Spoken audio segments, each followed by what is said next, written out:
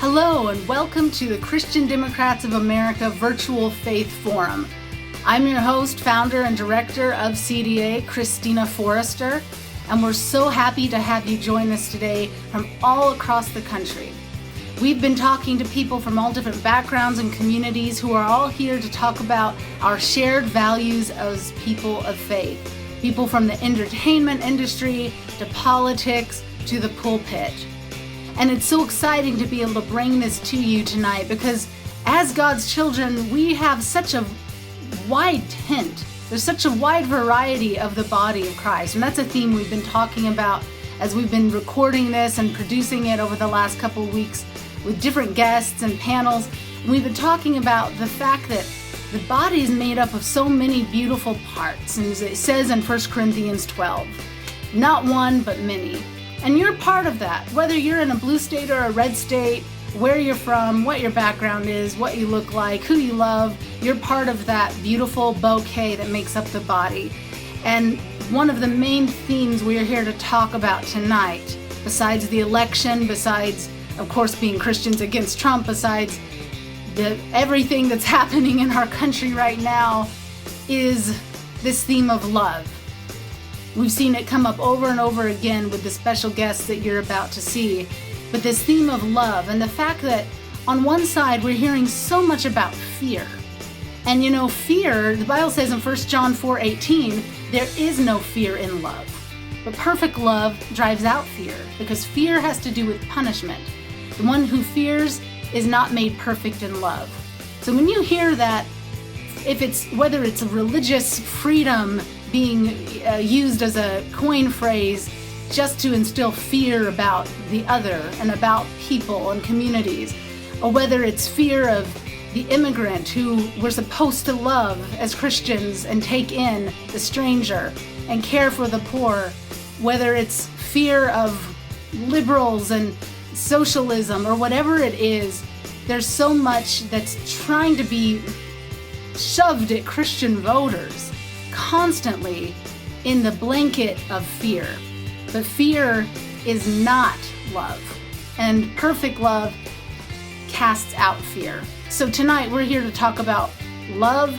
We're here to talk about the values of Jesus Christ. We're here to talk about politics and what's happening in our nation with some amazing people that represent all types of communities in our country. We're so happy to have you here tonight. Please go to christiandems.org and check out what we're doing. Join our movement and be sure to tweet this out and post it and Instagram it everywhere you are. And all of our handles are there at the bottom of your screen. And you can check us out and join the movement because we need at this time in our country more than ever to rise up as people of faith and say enough is enough. This does not represent my values. Putting kids in cages and separating from their parents doesn't represent my values. COVID running widespread throughout the country and taking away the health care and pre-existing conditions of people who are suffering, raising prescription drug prices, that does not represent my values. So tonight we're talking to people of all walks of life about what true Christian values are. And thank you so much for joining us. Get onto christiandems.org and join the movement. And we're happy to have you at the Christian Democrats of America Virtual Faith Forum 2020.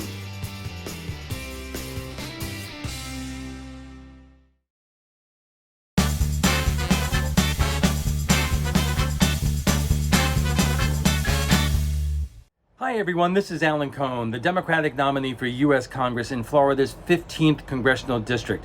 I wanted to take a moment to thank you for your support and tell you how much I appreciate your help as we do our part to build an economy that is better, fairer, and more prosperous for all Americans. Boy, do we have a lot of work. We also have a lot of shared values, that every man and every woman, every family has a right to earn a living wage, that we have a right to health care and equal justice under the law. You know, there is a philosophy in Judaism called tikkun olam. It means repairing the world. What that means in our day, in our time, is an end of chaos or not. It means integrity or not, truth or not, science or not. These are the values that bind us together And they are the values that will carry us to victory on election day, and that is when the great work begins. So again, thank you so much for your support. You have my promise that I will work hard every day to do my part to build a better country, community, and society for all Americans.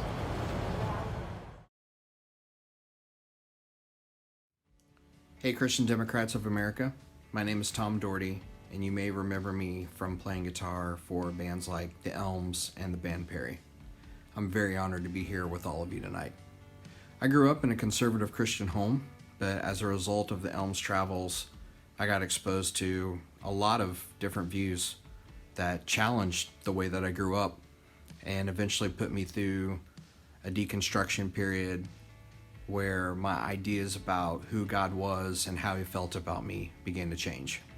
And what started out as a change in my theology eventually led to a change in my politics too, as God invited me to start seeing other people the way that he saw them and loved them, especially people who were different than me. And as exciting as all of that was, it was also kind of difficult and lonely because there weren't a lot of other people in my faith community who were experiencing the same thing. So they weren't always supportive, even though I knew that they were well-intentioned and cared about me. And I bet a lot of you are nodding your heads right now because you know exactly what I'm talking about. So I'm really thankful for Christian Democrats of America. Because of them, we're finding community and belonging and friendship, and we're working together to bring about the kind of world that we all know is possible. After playing guitar for the Elms and the band Perry, I came home from the road and started producing records for other people full time. But after the election of 2016, I thought I've got to start writing some songs of my own and just try to process this really interesting cultural moment in America. And I'm finally releasing all of the songs this week as my debut solo album. It's called Westfield, and it's available right now everywhere that you stream your music. One of the songs on the album is called The Status Quo, and you're about to hear it in the following video that Christian Democrats of America have put together for you. It's a song about hope, and it's about the call to justice that every generation answers as they try to do their part to chip away at the power structures that stand in the way of progress for people. And the video features several of my favorite leaders who are already serving in government and fighting for the kind of change that we need. So thank you. Thank you so much. I truly am honored to be here in community with all of you, and I hope you enjoy the video. Let's play a lightning round game. I'm gonna be the bad guy, and I want to get away with as much bad things as possible, ideally to enrich myself and advance my interests, even if that means putting my interests ahead of the American people. There's a murmur in the distance, it whirls across the land, louder as it's getting closer to every woman, child, and man, carrying a promise like a mighty rushing wind, and everything that can be shaken will be shaken from within. It pits the old against the young, the rich against the poor. It is everything that's coming versus what has come before. Some will try to steal it, understandably afraid, but if the status quo were working, then it wouldn't need to change. So to recap here, the drug didn't get any better, the cancer patients didn't get any better, you just got better at making money. You just refined your skills at price gouging. And to be clear, the taxpayers spent $3.3 billion on Revlimid. 3.3 billion. There's a version of reality that is drowning out the truth. It's a sonnet of the powerful, and they serenade to youth, crooning out the harmonies and hoping that the sound will hide the counter melody of what they're really all about. Insisted every player follow a score that they composed, but they abandon all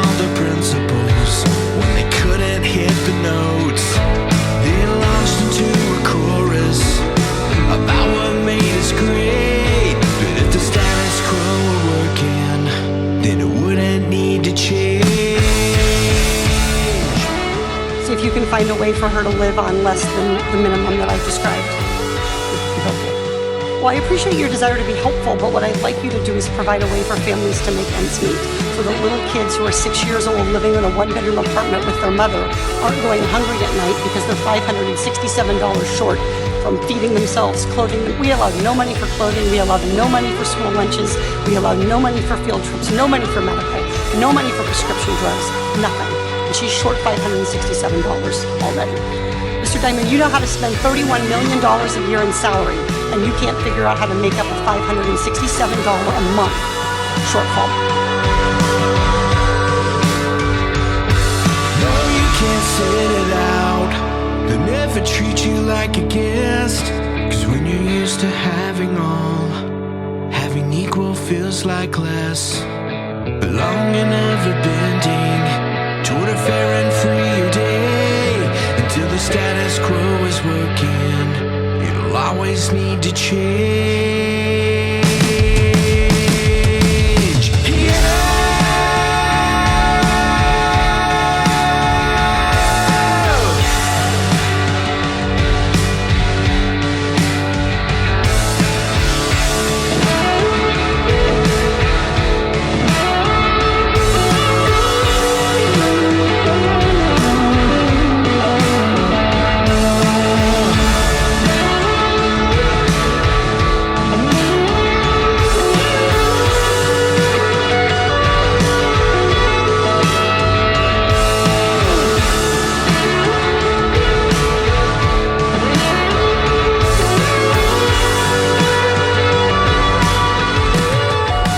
The current level of the poverty line is simply been calculated by the price of minimum dietary requirements times 3.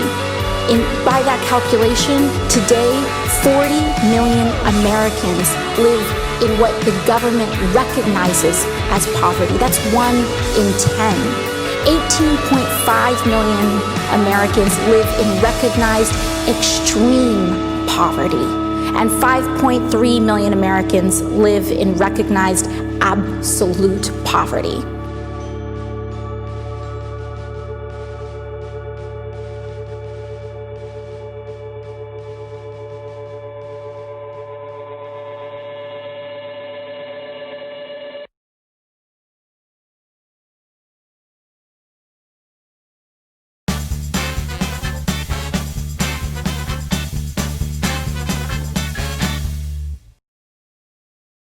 Well, our next guest on the forum is the Reverend Leah Daughtry, a nationally recognized organizer, activist, political strategist, author, and faith leader. The daughter of a long line of community organizers and activists, Leah represents the 5th consecutive generation of pastors in the Daughtry family. And we are just so honored to have her here with us today. Thank you so much, Leah, for joining the Virtual Faith Forum. Well, thank you for having me. I'm glad to be here. Thank you. So one of the things I want to discuss with you is that, on one side, we often hear, don't mix your politics and your faith. And then on the other side, we hear you can't be a Christian and a Democrat. It's kind of two extremes. You have stated on your website, my deeply held faith drives me to believe that every single human being is a person of worth, in whom God has invested his own time and his own breath to bring into being.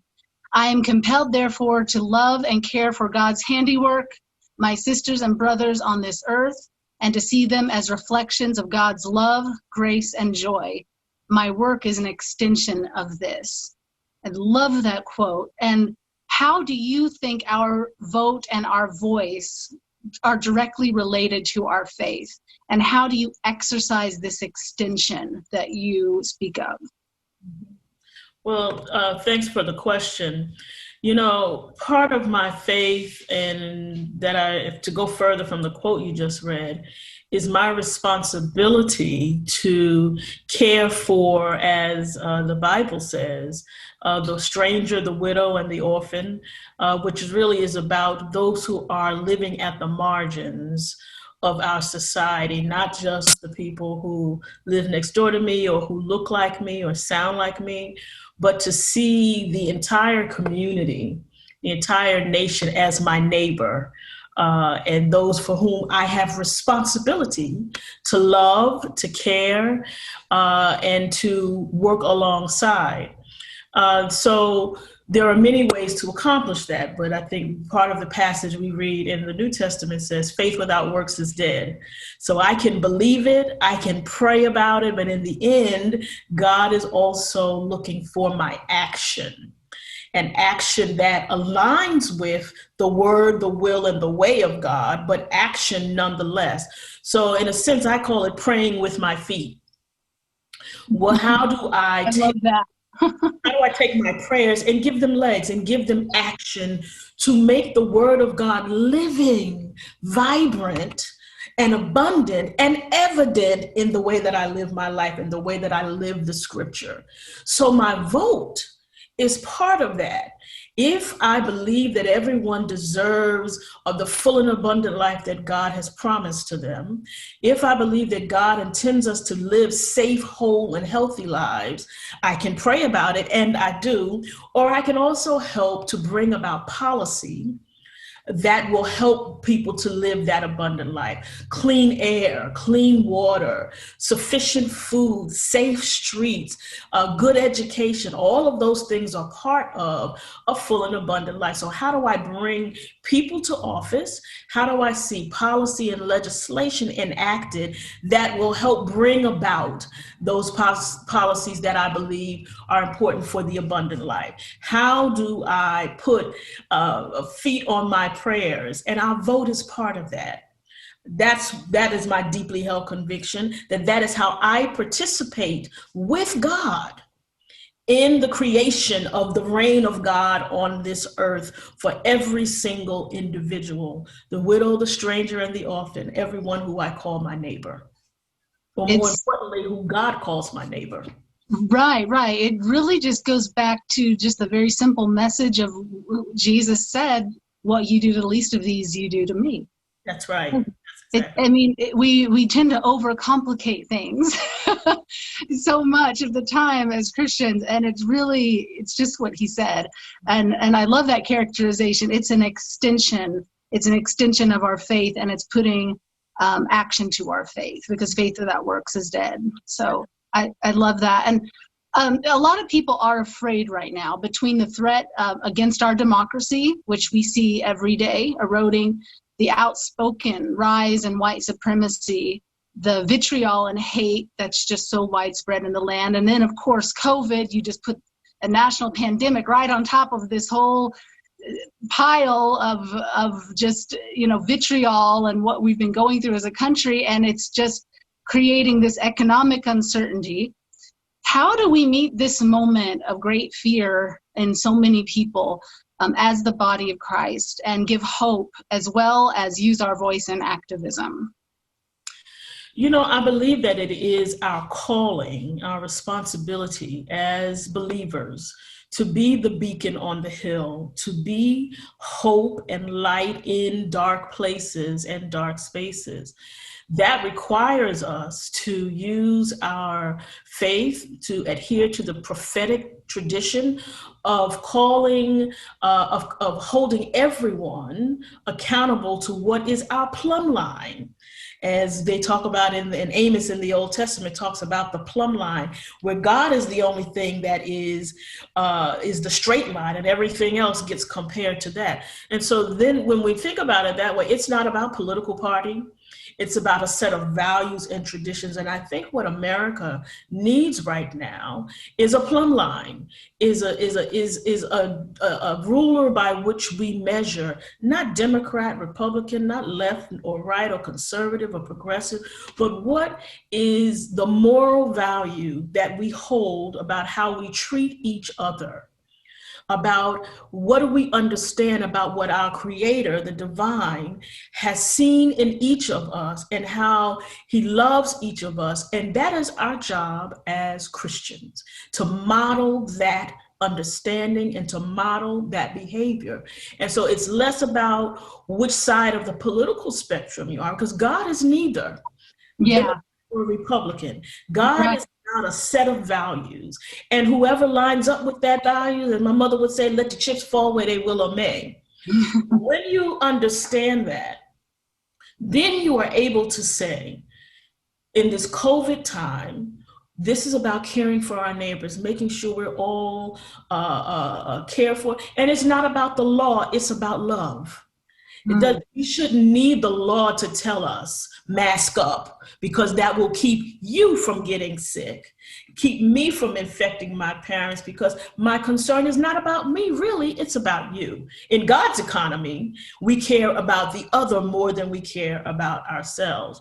Our nation is crying in desperate need this time for voices of moral authority who will remind us what's really important in this life and in our nation. And we're missing that right now. We need it desperately. And that's the role that we as believers should play, to say, it's not about a party. I want to love you, my neighbor, my sister, my brother, my family. And I want to make sure that we are doing what is best for you to have the life that you want, in the fullness and the abundance of God as you define it, not as I define it, but what do you call for yourself, and how can I help you get there in the reflection of the light of God? That's what we can do. We can stay away from the partisanship as much as possible, but when one party's argument aligns better with the values that we see in our text, then we should call that out and applaud it and lift it up. When one party's argument is diametrically opposed to that, we should call that out. We should lift up. We've got to be truth tellers in this moment. We've got to be radically in love with our neighbor. That's what we can do as believers. Amen. Amen. That's so true. And it feels like we are in this place where it's beyond partisanship, it's beyond politics. This is, like you so eloquently just put it, it's about basic values. And as people of faith, it's about those specific values that Jesus spoke of. And that goes way beyond any earthly political party or campaigns or any of this. And speaking of just talking about those values, we've been conducting a poll of Christian voters of who do they think compares as far as the presidential candidates that we have right now, with Trump and Pence to Biden and Harris. As far as Christian values, who do you think compares and showcases Christian values? And I don't know if you want to specifically speak to, and you can speak to this in however way you would like to, but I would love to hear your thoughts on that and what we see.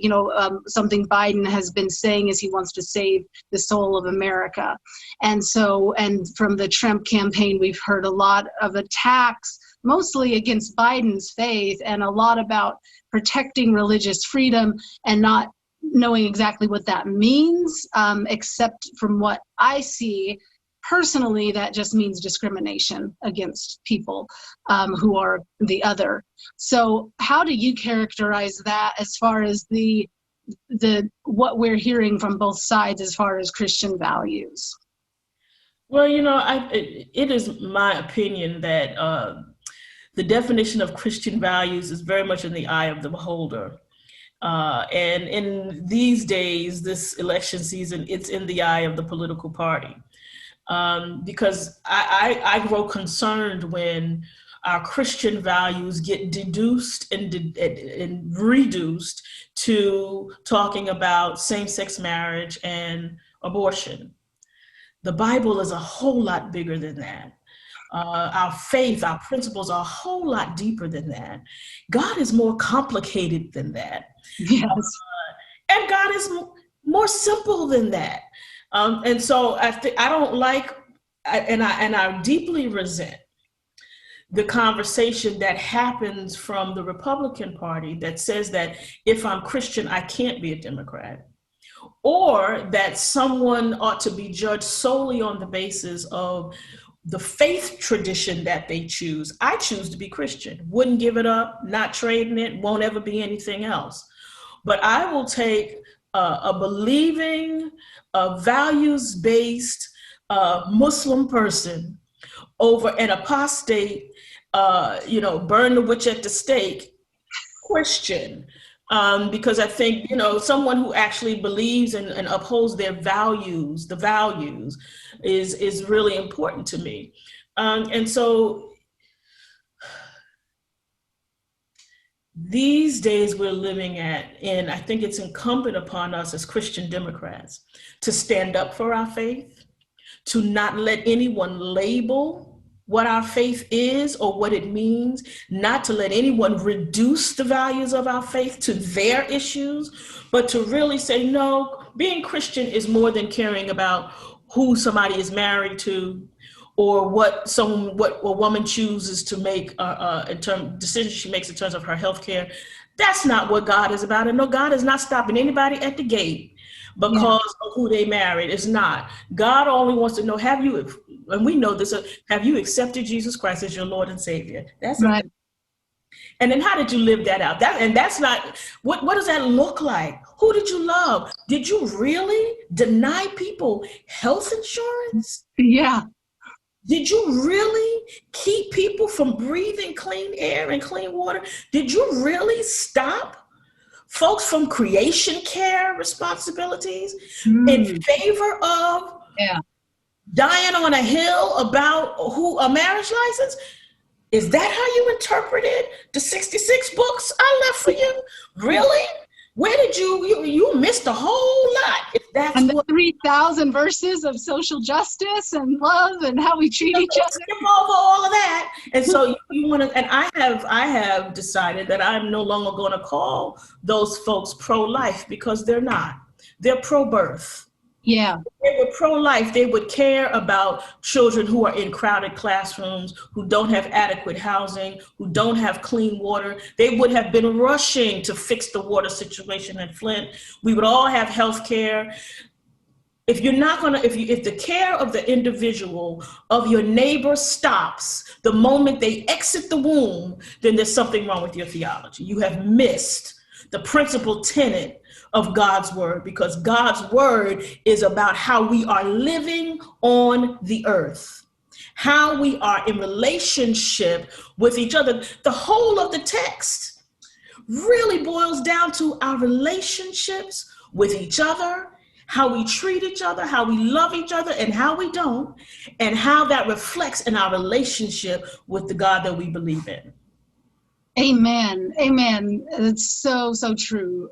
We've just come to a point where we've got to start not apologizing. We've got to stop apologizing for the fact that, oh yeah, I'm a Christian Democrat, and I'm proud of that, because we are specifically fighting for these values you talk about that are pro-life values. That's right. Because how is it not pro-life to be working for Flint and the children of Flint? Right. How is it not pro-life to be working for the children who are caged or separated from their parents on the border? How are those things not Christian values? And we have to stop apologizing for that, and stand up and be fearless and letting our voice heard, just as Jesus did and showed us and told us to do. That's right. That's right. Yeah. That's right. And I think a lot of the moral arguments that we're having these days around Christian, can you be a Democrat and can you be a Christian, is really, if I could be honest, it's really our own fault. Because when this all really started bubbling in the late 70s and 80s, we should have killed it then.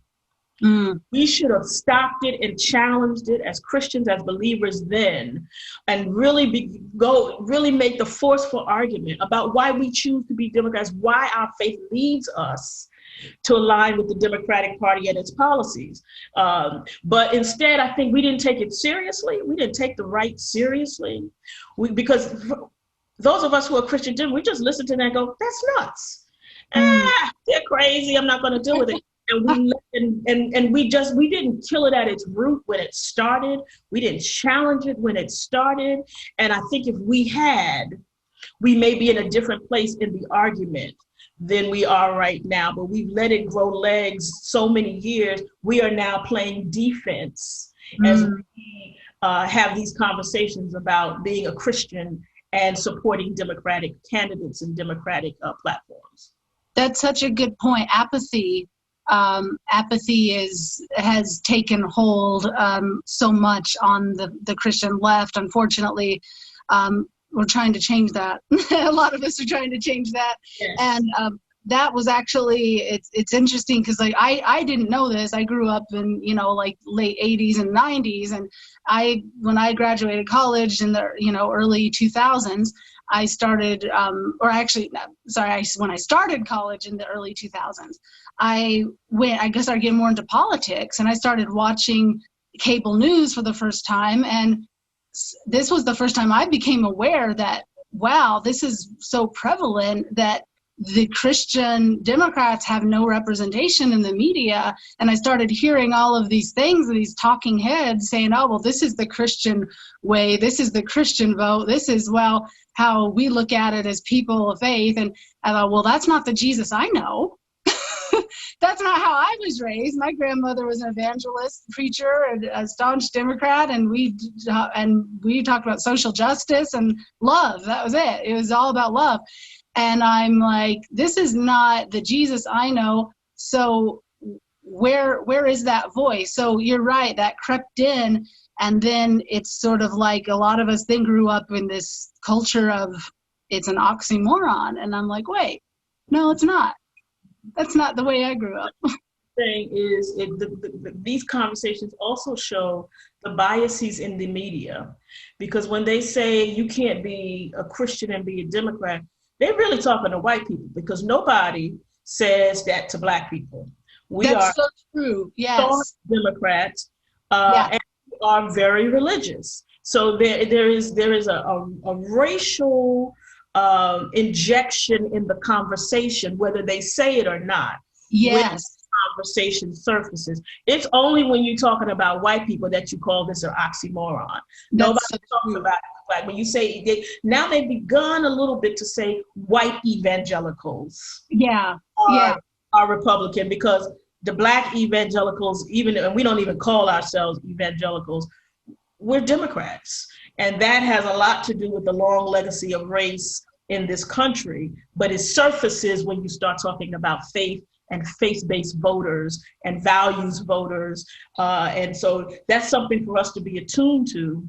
Yes. When chief of staff of the party, one of the things I learned is that when you see these exit polls about how Christians are voting, on the Democratic voting side, the pollsters don't even ask Democratic voters if they're Christian or churchgoers. They don't even ask, they only ask those questions of Republican identifying voters. So you really can't get a real sense of what Christian Democrats are doing, because they have made the assumption, the pollsters have, that Christianity belongs to the Republican Party. See, that it's painting a narrative. That's right. And we've got to change that narrative. And I'm so glad you brought up that caveat there and the racial piece of it, because that is so true. And you break down the demographics on it and the way the media talks about it, they segregate it so dramatically, and it just continues this perpetuation. We've got to cross that bridge. We've got to for the hundreds of white Democratic Christians that I know, I'd be in a complete uproar. Oh, yeah. They are characterizing your faith, but that's not a problem that Black folk can fix for y'all. So white Christian Democrats, it is incumbent upon them to say, hey, you've got this wrong and you're painting with too broad a brush, and I need you to characterize me in a different way. That's what I'm working on. That's what we're working on. I love it. I think it's wonderful. And thank you so much. I know you have a book out right now. I'd love for you to just tell everyone about it and how to find it, and then how to connect with you further. Sure. A year or so ago, I wrote a book with three of my girlfriends, Donna Brazil, Yolanda Caraway, and Mignon Moore. It's called For Colored Girls Who Have Considered Politics. And it's the story of our 30-year friendship and how the work we've done really transformed the Democratic Party and changed the party into what we see today, for good or for bad. But the changes we made, the battles we fought, the ones we lost, the ones we won, and how they shaped the American political landscape. You can find it on Amazon or any place books are sold. It's in paperback now. It just came out in a paperback version. So I invite you to pick up a copy and learn a little something, get a little smarter and find out some things you didn't know. I can't wait. I'm going to order it right now. Thank you so much for joining us, Reverend Daughtry, and just good luck with everything as we go on towards the finish line here. Thank you. Thank you for having me. I really love the work you're doing, and anytime I can be helpful, please let me know. Oh, thank you. You shouldn't say that because I'll take you up on it and keep inviting you back to podcasts and more. I wouldn't say it if I didn't mean it. Absolutely. All right. God bless you. God bless you too. Take care. All right. Bye-bye.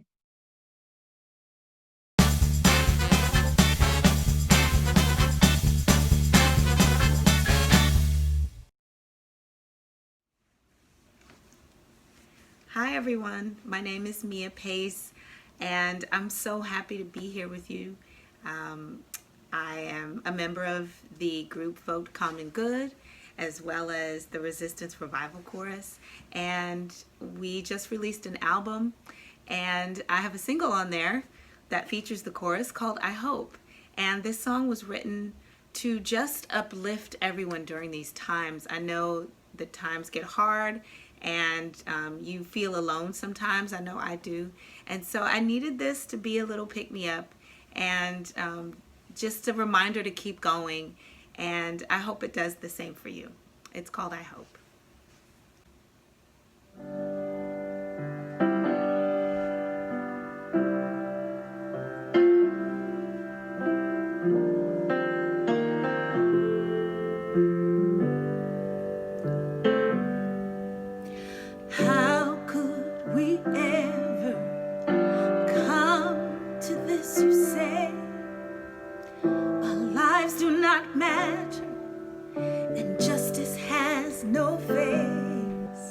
To study war and anger burns the fabric of our state, sends a message to our neighbors that we've fallen from the fray. It's a long road to walk home, and I don't know where it is, but I hope. And when I'm too tired to carry on, I don't know if you'll be there, but I hope. Dream on, dreamers, when the promises fade, it can only leave room for the great. And when you long for a hero, no need to look around. You will be one and the same.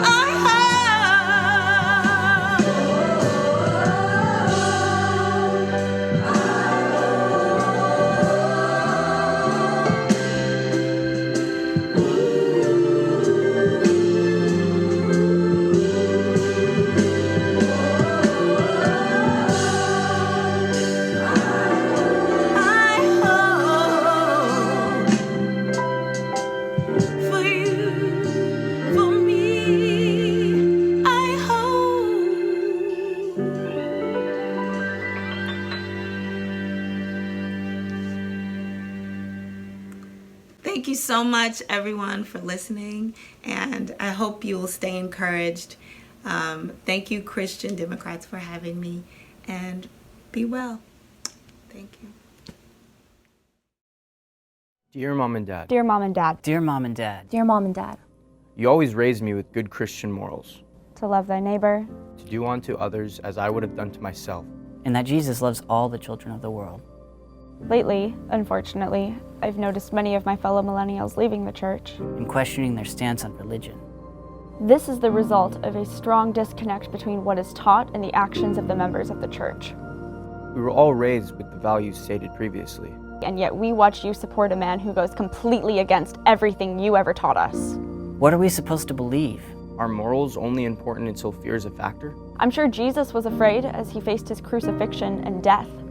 But he didn't succumb to these fears. He held fast to what he knew was right. Christianity is not under attack. But it is in danger. However, the danger comes from within. As we become increasingly confused about which morals apply and when, we also become confused about our faith. Please remember, as you support this man, would you be proud of me if I behaved like him? Because that sets the standards for our role models.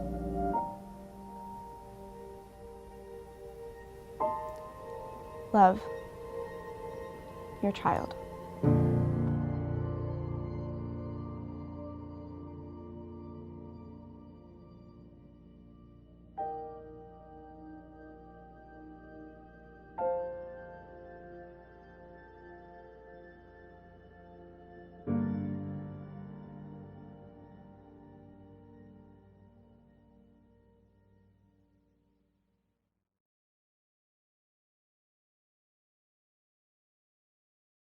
I don't know about you, but I'm tired of the religious right representing Christian values and Christian voters to the media.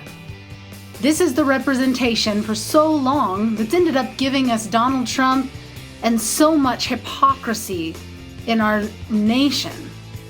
So I'm asking you today to join us as a partner. If you want to see more Christian Democrats and you want to see the values we're talking about tonight reflected in the media and reflected in church culture across the country, join us as a partner. Support CDA. We need partners, we need members, we need volunteers, and we need financial support so that we can take this message to a whole new level. The religious right is a machine that's very well oiled and very well funded. And if we're going to have any kind of the impact and get into media and into the places that we see such hypocrisy speaking right now, we need your support to take us there. So please join the movement if whatever you can do helps. And we can advertise and we can take the actions we've been taking, like our phone bank, where we have Christians who are calling on behalf of Democrats nationally.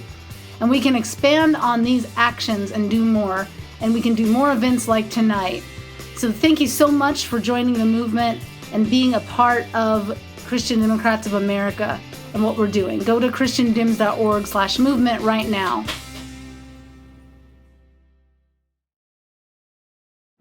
Hey everybody, we're gonna put our masks on because the air quality out here is not so great, so bear with us while we put these on and we'll be right back. So my name is Chris, this is my son Christopher. We are from the San Francisco Bay Area here in California. As you know, Christopher, that Braden, who was on national TV, did you know that Joe Biden calls him on the phone and he helps him and teaches him tricks on stuttering and speech impediments? Did you know that? No, I did not. What do you think about that? Is that pretty cool? Yeah, Would you like to get a phone call from Joe Biden? really want to. Don't get your hopes up. That would be like catching a home run. What are some words that are really hard for you that you always stutter on? Humiliated. Humiliated. I don't know what the word was called, but it's something about the state. I don't know. And the last last one. And the last one is like 5 other hard ones. Are there sounds like t or s that make you Stellar? Yeah. Yeah. And like... I think even now you're having a hard time getting the words out, buddy. And that's okay. Like Joe says, don't let it define you. You can be president. You told me. I did tell you that already, didn't I? I think it's pretty cool. So the thing about this election is that it's incredibly personal to me and to a lot of Americans. My son, like Joe, I raised my children myself for many years as a single father. I know exactly what that is. I know exactly what that is to have to commute 4.5 hours out of my day after working a full-time job to pick up my kids, come home, make dinner, bathe them, have a little bit of cuddle time, teach them what I could with blocks or books, and then get them off to bed and rinse and repeat. And like a lot of single parents, I was the one that was up all night, nursing them and bottle feeding them since they were infants. It's deeply personal to me. My son also suffers from a severe speech impediment, and he's been mistreated and misjudged for it. He stutters and stammers.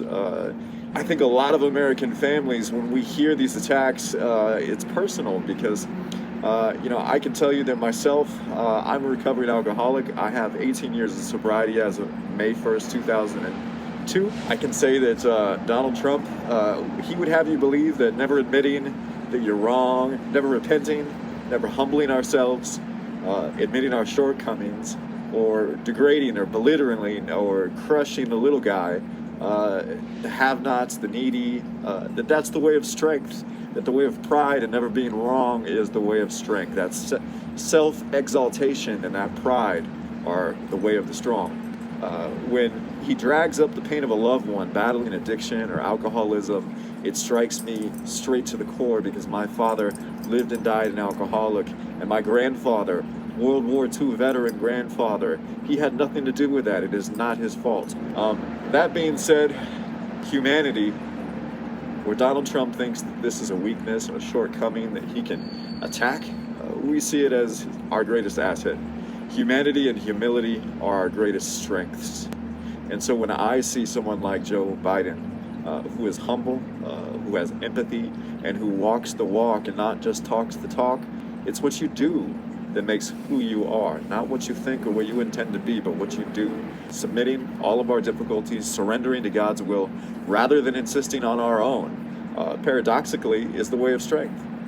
And it's important that as Christians, we're able to admit that we're wrong. That is the whole purpose of repentance and confession. You've heard it said before that God never gives you anything that you can't handle.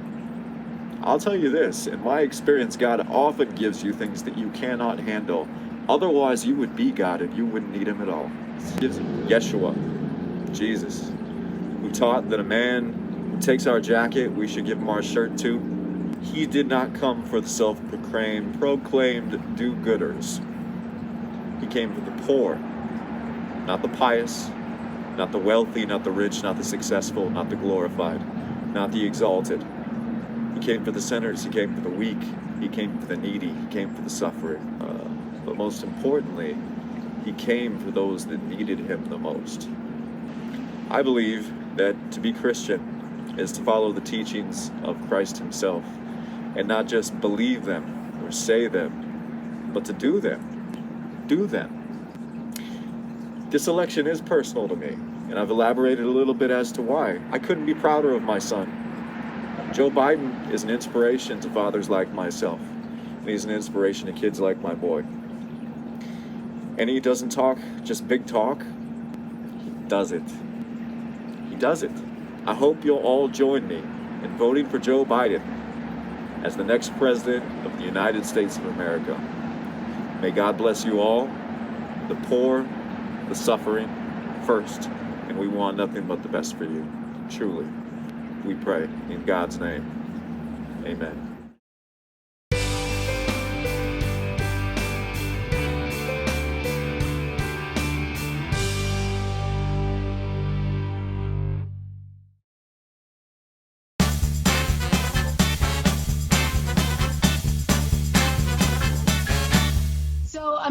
excited to have with us tonight Pastor John Pavlovich, who so many of you know and follow, and is very active with our organization, which we've been very thankful for. He's an activist, speaker, and author of several books, including A Bigger Table, which we'll be talking some more about tonight. We've talked about a lot on our podcast. And then Dondre Whitfield, he's an actor, activist, and author of the book Man vs. Male. And I absolutely love that title. And I'm really glad that the two of you could make this work tonight, where we can kind of have a discussion about toxic masculinity in the age of Trump. And I thought, what two better gentlemen to bring together for this conversation than the two of you. You know, this is a time that at this point, you know, the white male vote is where Trump is winning the biggest still. And it's something where we see, you know, white male toxicity and supremacy rising up in new ways, and just in very loud ways throughout the country. But this has been going on. I mean, this is something, especially when we're talking about the Christian church world and the conservative community and what we hear. I want to recount just a short, funny story for you guys as we're going into this, and then get your perspective. But a couple of years ago, I was invited to be on a far right. It's kind of a far right YouTube show. A guy who says he's a pastor, Jesse Lee Peterson, and I decided to do it because I thought, well, maybe there's some people who are listening who could benefit from some words of truth on this show. So I probably, maybe I shouldn't have done it, but I did it. And I found myself being yelled at about halfway through the interview as he asked if my dad was a beta or an alpha male. And I kind of laughed when he asked me that, because I thought about my mom, and he said, is your mom subservient to your father? And I cracked up laughing. So think about my mom. And no. No. And she is a pastor. My dad is a pastor, but no. That does not describe my mom and dad. And an alpha male is not what I would describe my father. And so he started yelling the word beta. Just started yelling it to me all through the rest of the interview. Your dad's beta. And I said, well, you know, that's okay. My dad would not be offended by that term. I think my dad would happily claim that title because I know what you're getting at when you're talking about what an alpha male is. And it just kind of perpetuates this whole idea that in this age of toxic masculinity and the age of Trump. And so I'd love to start with you, Dondre, and just, you know, your take right now in this time we're living in, and so many of these conservative circles. What do you say about just this idea you wrote a book about it. So tell us your thoughts. We need to have men in our young males' lives, or they only grow into grown males who are wearing the uniform of a man. Facial hair, accoutrements of accomplishment, right? Pecs. And then we give them the title immediately of being a man because they turn a magical age, 18, 21, 25, and we give them the title of man. Manhood is not an age, it is an agenda.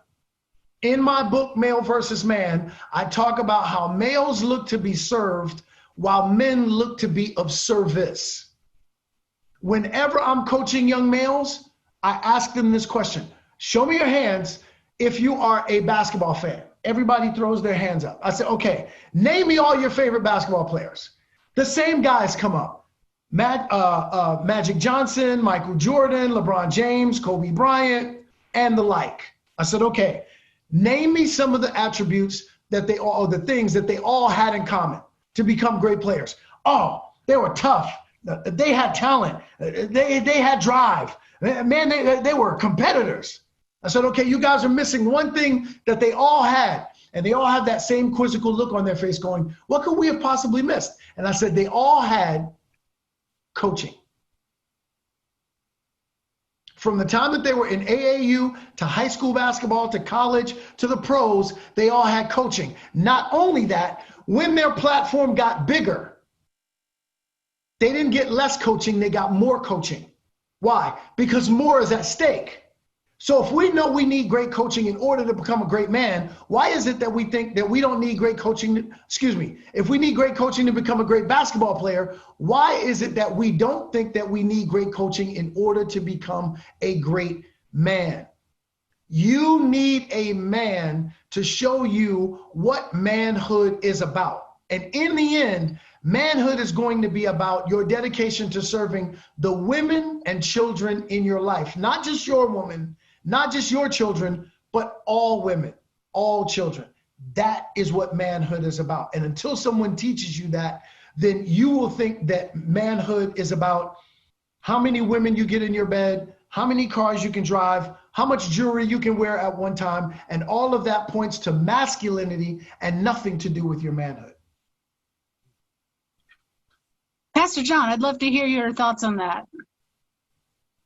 Well, I think, the ironic thing is being a Christian pastor, and a lot of the people we're talking about who support this toxic masculinity, ironically, are Christians. They would claim that they follow Jesus. And there's this strange tension between the idea of, I think, toughness and strength.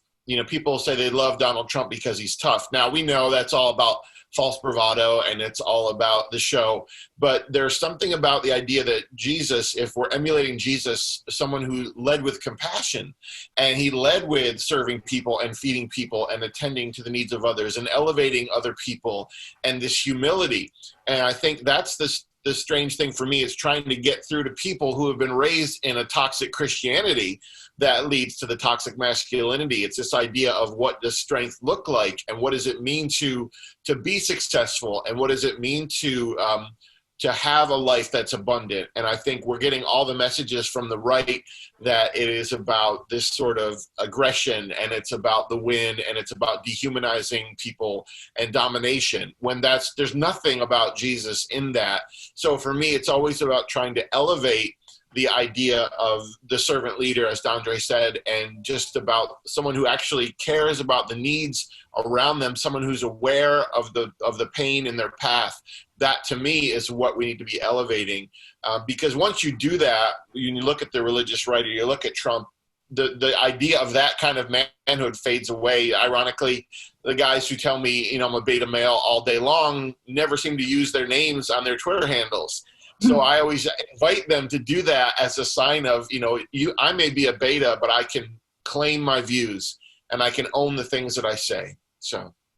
Yeah. And I like that there's a common theme between what you both said in servant leadership and the idea of service rather than to be served. And we hear so much of that in the Trump message to men of, so much of it is, I think, about, being served, being dominant, being somehow, this ego makes you more manly, when if you're following the example of Jesus Christ, which is people of faith, and men of faith, I'm sure you both would agree, that's servanthood. Absolutely. I mean, I can't think of my book when I talk about describing what a male is. Donald Trump fits every single description of what a male is. I've often said that, I have a 35-year career in the world of entertainment, film, television, and theater. So I often say that acting is my passion, but activation is my purpose. Right? Acting is something that I really love doing, but acting really serves me. My activation, my purpose serves others. And, so we have to be very specific about when a man talks about what is your purpose? Like, I would love to be able to interview some of these presidential candidates and say, what is your purpose in life? Because if anyone who is about being in this portion of our society, which is really the servant leader game, you really have to put service over self. Everyone else, your constituents, the people that you serve, have to come before your own needs. That's a part of being a public servant. So I think that should be, we ask, I think it is very interesting that we ask women who are in beauty pageants more along the lines of how they would change the world, or how they see themselves, or even, how they see themselves as a purpose person, than we do our presidential candidates. It's very interesting that we never touch on that. And you can clearly see that, in the guise of Donald Trump or someone like President Obama, or even Vice President Biden, that these are two distinct spaces where one person is looking to serve themselves while the other is looking to be of service. That's a really cool distinction. And so just to clarify for everyone who's watching, really that distinction, and you're talking about what is a male versus what is a man, you would put Donald Trump in the male category, and you would put Joe Biden and Barack Obama in the man category. All day long. Just based on their dedication or not of being a servant leader, of serving the people. I love that. No, I really love that. I'm going to switch gears a little bit here, because we're talking about male, female, we're talking about gender, and something that I have to talk with you about, Pastor Pavlovich, is your book, A Bigger Table. And I wanted to just read a quote out of here. The expanding of the table isn't an effort to abandon our Christianity or to reject the church. It's an attempt to jettison everything else but that which is essential to reflecting Jesus in the world and to sharing in redemptive community with people in a way that is so loving, so embracing, and so open that it seems queer to the rest of the world. And that will be what brings revolution. And I love this, because I like to talk a lot about, love revolution and what's going to revolutionize the church and culture and church culture. And we're talking about the religious right and very conservative Christianity. And, as a gay Christian myself, who's dealt with this persecution from church members, from family members, people who once would call, and I'm kind of speaking to the LGBT community tonight, who's watching, because there's so many who are watching, and they're in red pockets of the country, and they're all over, who feel very alone and very much without that affirmation. And I think it's important that you hear tonight from a pastor who wants to give you a different story on this and on this entire topic of LGBT Christianity. And, as someone myself who's gone through this, people who would once call you anointed by God, then to just hear one thing about you, one thing about the way that God had made you, and now suddenly they can't even sit in the same church with you while you lead praise and worship. In my case, where we lost half of the members of our church because I was leading praise and worship as a gay Christian. I feel like that this is a place where the table, when we're broadening the table, when we're talking about these issues of the conservative, viewpoint, there's so much healing that needs to be done in this community. And so I'd love to hear your thoughts and just speaking into that community tonight, John. Yeah, well, I always likened organized religion to organized crime. It's like when you're in the family, when you are doing all the right things, you're fiercely loved and you're protected and insulated. But the moment you deviate anyway, then you're kind of pushed to the periphery. And I think for LGBTQ human beings, they understand that they can't be their full selves in many communities. They have to edit themselves, and authenticity is really the place where when you are recognized for your fullest, your truest truth. That's the place where I think whoever God is, that's where God lives. And so for me, I feel such a burden to LGBTQ human beings because I understand that they have been on the receiving end of the most fearful part of religion, the most fraudulent part of religion, and really the most anti-Jesus. And for me, if I could speak to the LGBTQ community right now, I would tell you that the biggest mistake you could make is allowing your idea of God to be reflected or placed upon people who really are coming from a place of fear, that God adores you in ways that people maybe aren't capable of around you, and that God is always going to be more loving and more caring and more forgiving than we are. And just to embrace that idea and to find community where you will be seen exactly as you are and received as you are. And when you're in a place where you don't have to be fixed or changed or saved or renovated to be accepted, you can exhale in that community. And I think that's what, communities like this group, this organization, we're trying to connect like-hearted people who understand that community of exhale that we can create when we are really in the presence of the best of religion. That's so true. And it's building that broader table that you talk about so well and so eloquently, that is really the table of the body of Christ. That is the table, and it's all types and it's all people that belong, and just putting kind of bringing it right back to the talk of gender and stereotyping and what is a man, and that this is the specific kind of worldview or the Trump view of a man. And we're talking about the servant leadership view of the true Christian view of what a man is. And so much of that is wrapped up in discrimination against the LGBT community as well. So I just wanted to point that out. Sister, I would love to contribute to that. In my book, Male versus Man, in chapter 9, which is Create Safe Spaces, I actually touch on this and say, I believe we are being called to engage with people without judgment, but with a spirit and a heart that can properly assess what needs to be done that is righteous and will bridge a gap for our brothers and sisters. If we lovingly respond to our LGBTQ plus family, we will have less suicide, less depression, and ultimately less retreating behavior from that community because they feel ashamed and unsupported. I really do feel like many of our brothers and sisters of the LGBTQ plus community really do feel like it's an us versus them society.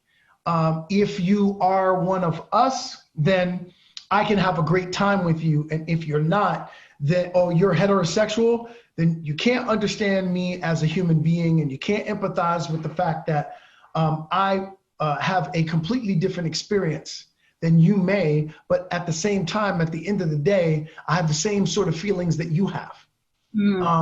I make it a point, and God help all of my, of the gay brothers that not that I don't engage my sisters as well, but God help all of the gay brothers that I come into contact with for more than 15 minutes, because I engage them in conversation where I'm pretty certain they're going, okay, I was not prepared for this, because I'm always engaging them in conversation because my job as a man first, in order for me to better serve the folks there's that word again.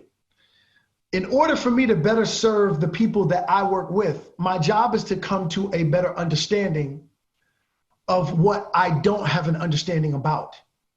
And so I ask and engage my brothers who happen to be gay, how did you arrive here? How did you feel that instantly? Did something activate you? What I need to have a better understanding of something that I don't understand. And what happens is we wind up ultimately crying at the end of that, because they feel a certain safety in our conversation. And they usually have a conversation with me that they wind up not even having with their own fathers or their own biological brothers, because they feel like this is a safe space that I've created for them to express something that they never expressed before. and I walk away with a better understanding. They walk away with another brother. And I really feel like if we do that one person at a time, we can really be a united front and not have a heterosexual or gay or lesbian community, and just have what we're supposed to be, which is a righteous community walking in the same direction. People, right? Like, what a concept, looking at people as human beings. That would be ridiculous. Right. I know. Like, who would ever think that? And Christina, that's the interesting thing too, when we talk about, the MAGA church and the evangelical right. It's a community that's based on exclusion. It's almost like the manufacturing of an enemy. So it's LGBTQ folks, and it's liberal folks, and it's people who maybe are agnostic, and then there's along lines of color. There are all these ways that we keep separating. And what you look at the early church, it was just this odd congregation of disparate people. And I think when we're at our best, we simply receive people as individual stories. And that's the power that we have as a community that kind of expresses the love of Jesus. It's to say, I don't know anything about you. From looking at you, I can't really tell anything. I have to find out what's your experience of this world then, as Dondre said, and then we share that story. That story enriches the community that we're a part of. We learn more, we get better stories, and we grow. That's so true. And it's all about getting to know people, right? And I see these boundaries and these walls break down when you just talk to people, like Dondre said, and get to know people, meet. And that is something that, when we have this othering, whether it's based on sexual orientation or based on color or based on status or whatever it is, that it isn't a godly thing. It isn't a community thing. It isn't a scriptural thing. And it's so important that we have those conversations, meet people that are different, and talk to people that are not like you. And that's how we break these walls down. And I love hearing that. And as a church, it gives me hope as the church, for, we're moving forward. We're moving forward beyond a lot of these barriers that we see. And I think it gives a lot of people watching right now hope too. As we're signing off, I just to kind of finish off, right now we did talk about, that how can we educate men in this time. I would love to hear just a final word on speaking to men, as men, speaking to men who are going out to vote on November 3rd, or turning in early ballots. Just a few final words from both of you, and then tell people how they can find your books and how they can engage with you online. And we'll start with you, Dominic. Okay. I didn't want to step on my brother. So, it's, I find it interesting that I heard prior to Donald Trump winning the last election, I heard from many people who said that they couldn't choose between the lesser of two evils. I can't tell you how many times. I wish I had $1 for every time I heard that. And I said then, and I'm saying now, yeah, you can. If you live in this world, you better. Because if you're looking to vote for or find something that doesn't have what you categorize as being evil, and I don't want to get into what any of us does think is, but whatever you categorize as being evil, if you're looking for something in this world to not have something that you categorize as bad, evil, not so great, you're going to be searching for a long time. You better start looking at things that can serve the needs of the people, serve the agenda of the people. And I likened it to this. I said, let's say you had a car that was constantly breaking down and it couldn't get you from point A to point B. Every time you needed to get in this car and you tried to start it up, it wouldn't crank over. And if it did, it would go a block and it would break down on you. Never getting you from point A to point B. And then I came to you and I said, hey, you know what? I got a car for you. Now, it's not a late model car, but this thing is dependable. You're probably going to have to, rotate the tires and you're probably going to have to change the oil, but this thing is going to get you from point A to point B. It's going to serve your agenda, and your agenda is to actually get from where you are to your next space. This thing is going to serve your needs. No, it's not perfect by any means. It's not the lap of luxury, but it's going to serve your needs. Would you do that? And everyone said yes. And I said, that's Joe Biden. Back then I was saying, that's Hillary Clinton. What we have now in the office is a vehicle that breaks down on us when we need it most. Ask the 210,000 plus people who had to needlessly and senselessly lose their lives. Ask all of the people who've been duped into all of the other areas that he said that he was going to serve and still doesn't have a plan for. He says he has a plan, but back where I'm from, we used to always say, show and prove. And he's had 3.5 years to show and prove, and we have seen none of it yet. So what I'm going to say is, as a man, you need to be able to serve the needs and the agenda of your community by going out and voting for Joe Biden and Kamala Harris. It is not even a competition. These are people who have a track record of serving the people. That's where we need to go.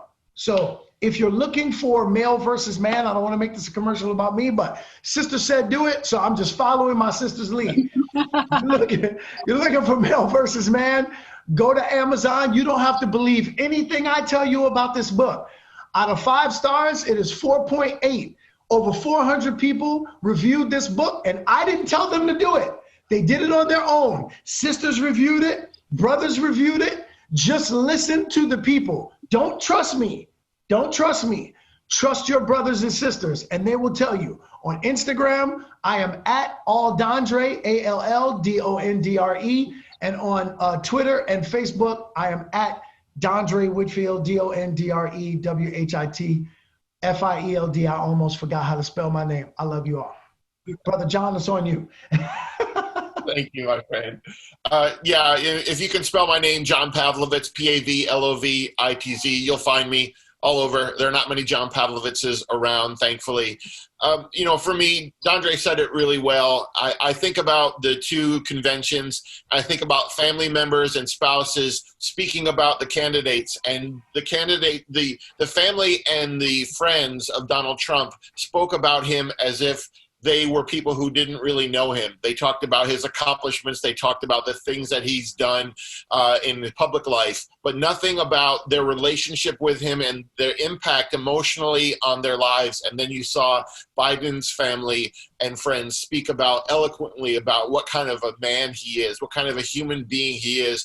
I think that's what this is about. I think instinctually, we all know who Donald Trump is. His life, it is what it is.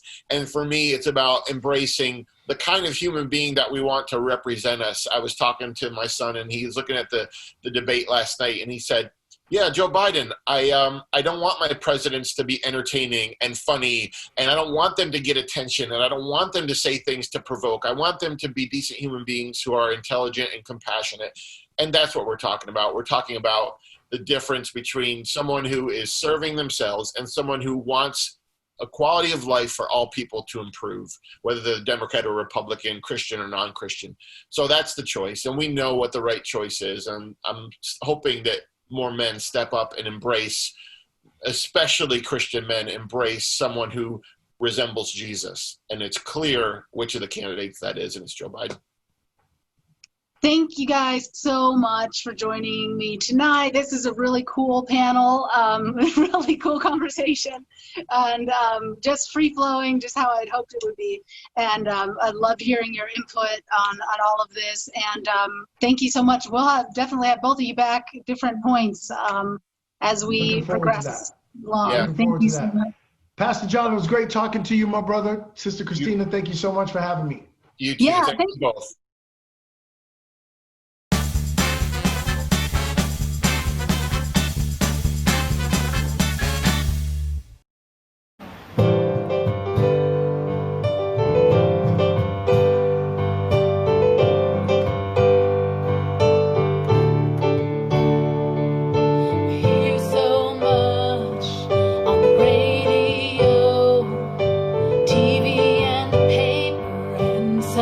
about what it is to be a Christian and the family values we hold up.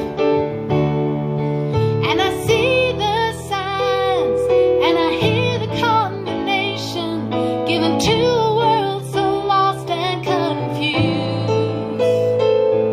And there he is all the time, arms open wide, asking you, what are your values?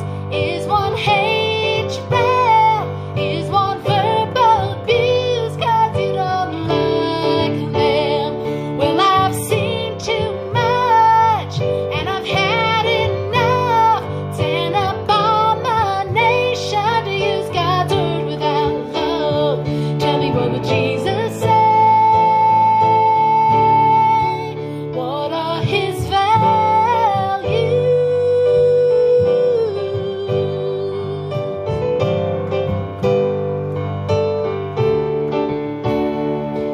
I was hungry and you fed me. I was poor and you helped me. Was a stranger, you invited me in. Now you turn away, point your finger, act in judgment without compassion, and spend millions of dollars and use hundreds of hours that could be used to counsel, help, give clothes, aid, or food. Jesus loved and ate with sinners, cared for the sick, preached against the hypocrites, whitewashed tombs. What are your values? Is one hatred? Is one verbal abuse? 'Cause you don't like them. Well, I've seen too much and I've had enough. Ten abomination to use God's word without love. Tell me, what would Jesus say? Yeah. What are his values?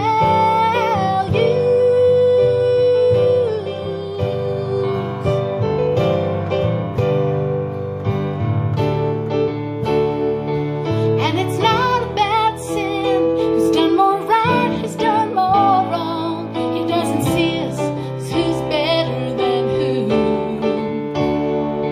It's a relationship, full surrender to a loving God. Christ beyond the judgment seat, not you. What are your values? Is one hatred? Is one verbal abuse? 'Cause you don't like them.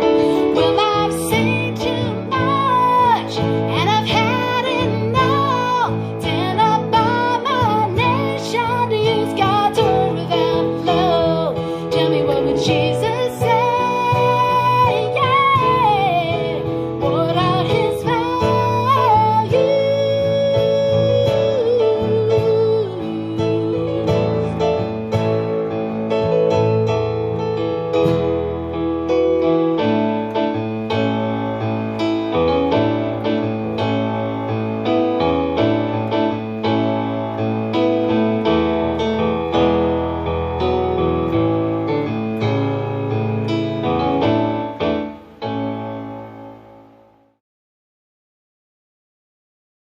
Hi, my name is Patricia, My name is David. My name is Dylan, I am a Christian Democrat. and I'm a Christian Democrat and I'm a Christian Democrat from California. in Arizona. I come for you from the state of Massachusetts to let you know why. I'm a Christian Democrat because I speak up for people that can't speak up. What it really means is that we should come together under these firm beliefs, that we should have uncompromising moral values, and we should always stand together in the face of deep, dark danger in which we are facing nowadays in our country.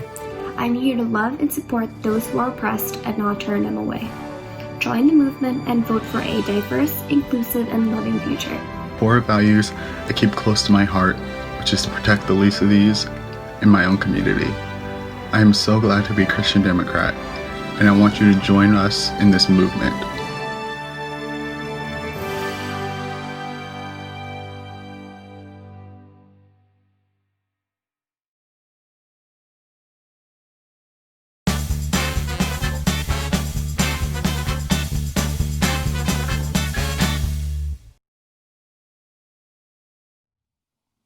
Well, now we have a very special guest to the Faith Forum, McCoy. Alexander McCoy is a Marine Corps veteran who was deployed to Saudi Arabia, Honduras, and Germany, and is a confirmed Catholic.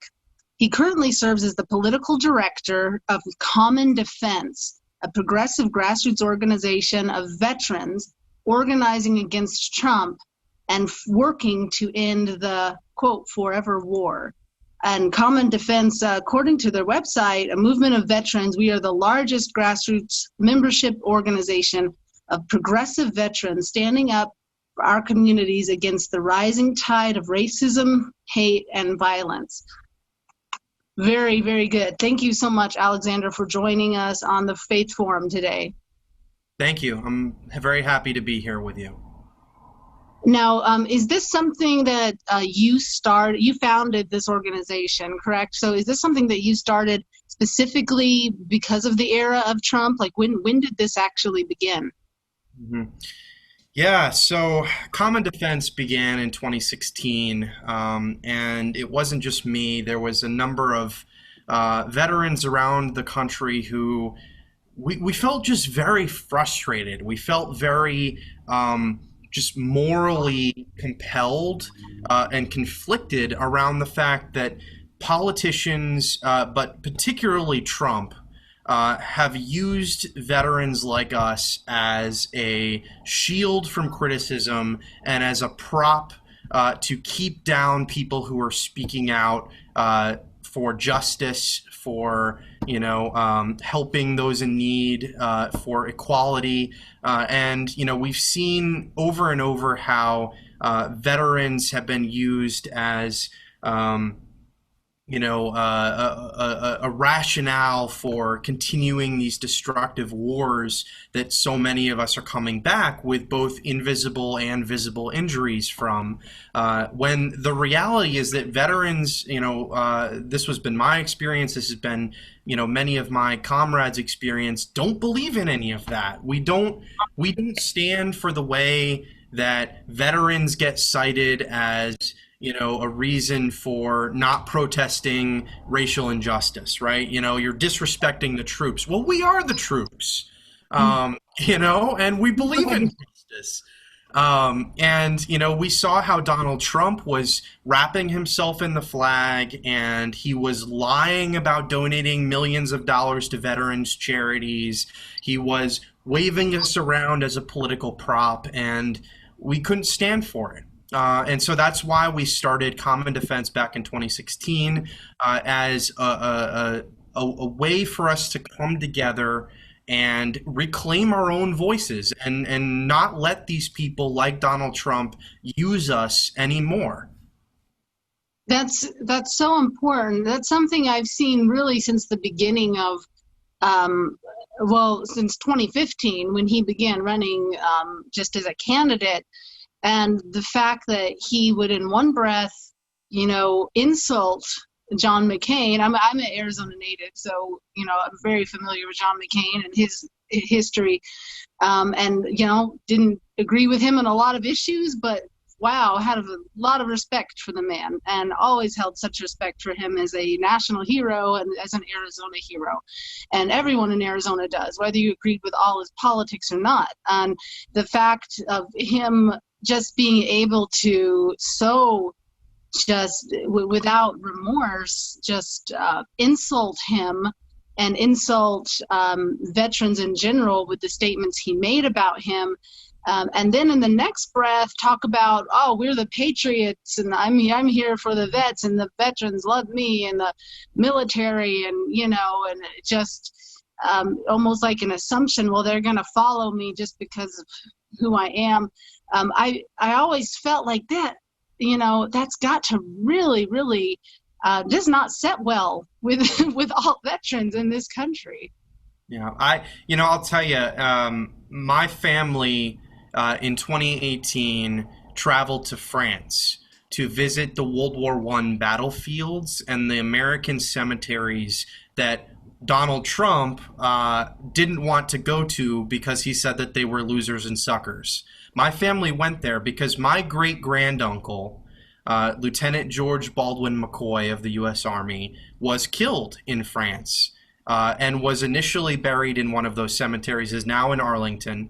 But we went there for the 100th anniversary of that war to stand on the very spot that my ancestors stood on at the 100 years to the minute from when he fell in that conflict. And this is something that's very personal. We don't agree with the decisions that are often made to send our troops to war. We think that the past 20 years of conflict in the Middle East has been deeply mishandled, and it's been us that have been paying the price, largely for that, as well as the people in those countries. And as a Catholic, right? I am a confirmed Catholic. I'm a person of faith. I feel that being a Catholic in America right now is very similar to being a veteran in America right now, where we're seeing the extremists on the right wing who want to take away people's rights. They want to take away people's, dignity. They don't want to help those who are going hungry, who are going unhoused. They don't want to allow, a more just society. But they're using us and our core values as Catholics, our core values as veterans. They're using these as a cudgel, to say we can't have change, we can't have justice, we can't have, a better country. And, so I feel like these two identities of mine are very connected. We've seen the way that, we can't bring the troops home, we can't end the wars because, the veterans, you're disrespecting the veterans if you question the reality that these wars were a mistake. And you know what? Me and other people I served with, we question these wars every day. And that's why my organization, Common Defense, our biggest campaign that we feel the most strongly, most deeply connected, have been pushing so hard on, is to end what we veterans call the forever war. That we've been fighting for 20 years going on, where, people's children, people who served, now their children are serving in the same war. And there's still no strategy, and there's still no, end in sight. There's no way that the people in power have been able to articulate what we're doing there, why all these people are dying. And we've made a big impact. Like, I want to take a second to just feel deep gratitude for my comrades in Common Defense, because we got ending the forever war in the Democratic Party platform this year.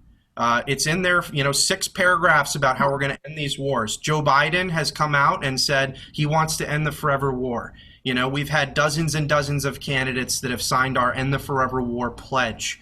And we've really shown that, that some politicians are being responsive to veterans like us and the things that we value and we want, and as people of faith, there's no more pro-life cause than to end war, to end senseless war and destruction. And, this is really what we care so deeply about. And we feel deeply connected to our brothers and sisters who are still serving, and the families of those who we served with who lost someone. And we've seen a lot of progress on this. And I'm very hopeful that if we elect Joe Biden and if we, elect a new Congress, that next year we're going to be able to bring these senseless wars to an end at last. That's amazing. And just the fact that you were able to even get that into the platform of the Democratic Party. And it's a really good point, because so much of the time what we hear as an argument from, Christians on the right and then people who are maybe on the fence of voting Democrat this round, because they've just heard so much about, well, you have to vote pro-life, you have to vote pro-life if you're a Christian. Well, it's so true. What is more pro-life than ending war, than promoting peace? And the fact that, and so many try to say that the Democratic platform is ungodly somehow. Well, what is more godly than having a piece of your platform actually state, we want peace and we want to end forever war? That's really an incredible thing. Mm-hmm. And it's because of all the people that are standing up and they are saying that these are our values. This is a problem and it has gone on far too long. And, so I would encourage, if there's anyone watching, if there's anyone who is a veteran or a family member of a veteran, and you want to connect with Common Defense, please go to our website, commondefense.us, and join the movement. Because I think we're gonna win some real change because of the organizing that we're doing, and because of the organizing that groups like yours are doing, and faith communities around the country, where we're reclaiming our voice, and we're not letting people speak for us who have an agenda of oppression and an agenda for the few, not the many. That's so true, and it's very important. And there are military families all across the country who just are told, so much similar to faith communities, just told, well, you're supposed to vote this certain way because you're a military family, and this side, quote, respects you.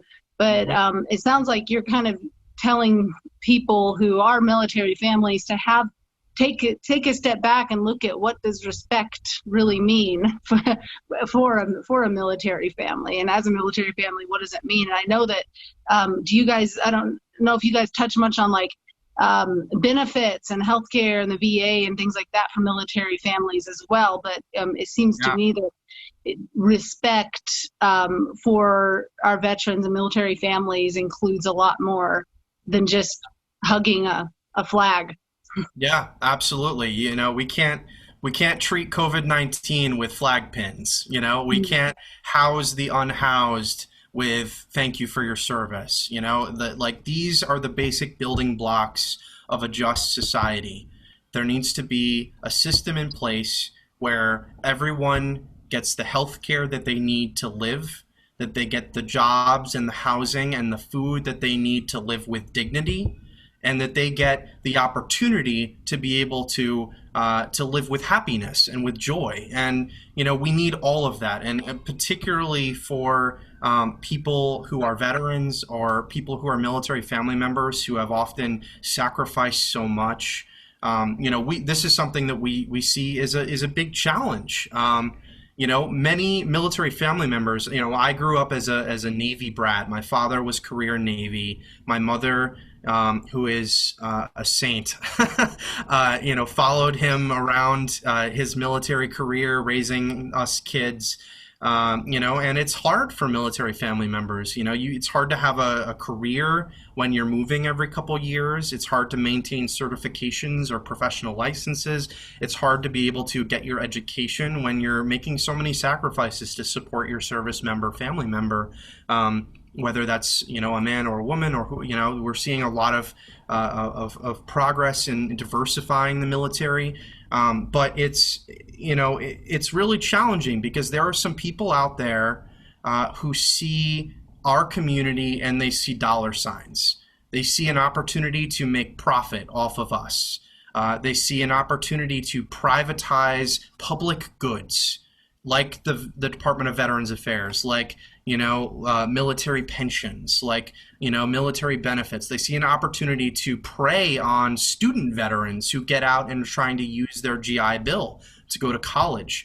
There are whole networks of predatory for-profit healthcare companies, for-profit colleges that are trying to scam us, and they're doing it with the help of a set of politicians that are not looking at our basic human dignity and putting that first, but they're looking at their campaign contributions. They're looking at what helps their, rich CEO friends, and they're not looking at the ways that it impacts regular people across the board like us. So that's very important to us. That's very important to our organizing. We need to save and defend and expand and improve and make more inclusive our VA healthcare system.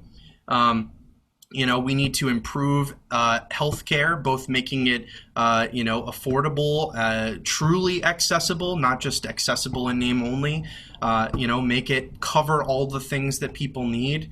And that's going to take a lot of work. And in order for that to be accomplished, all of us need to step up, and we need to vote. And we need to not just vote, we need to continue to keep up the pressure on our representatives. We need to be calling them, we need to be organizing locally, and we need to be doing that through our institutions of collective action, which can be churches, it can be local organizations, it can be organizations like Common Defense.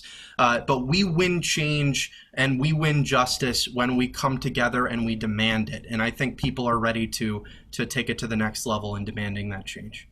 Yeah, no, it's so important. And even veteran homelessness, I know, has been on a all-time high. And with COVID, the relief bill now, which the president has basically, and all of the Republican Congress has basically said, well, we're not doing it until after the election. This is it's something that affects people who are just on that edge of homelessness, living paycheck to paycheck, like so many veterans. And there's really no for us as Christians, where do you think Jesus would be? Would he be there amongst those who are homeless and who are afflicted and suffering, or would he be on a stage somewhere? He certainly wouldn't be on a stage somewhere hugging a flag and insulting our nation's warriors behind the scenes as he hugs the flag and talks very smoothly in front of the cameras.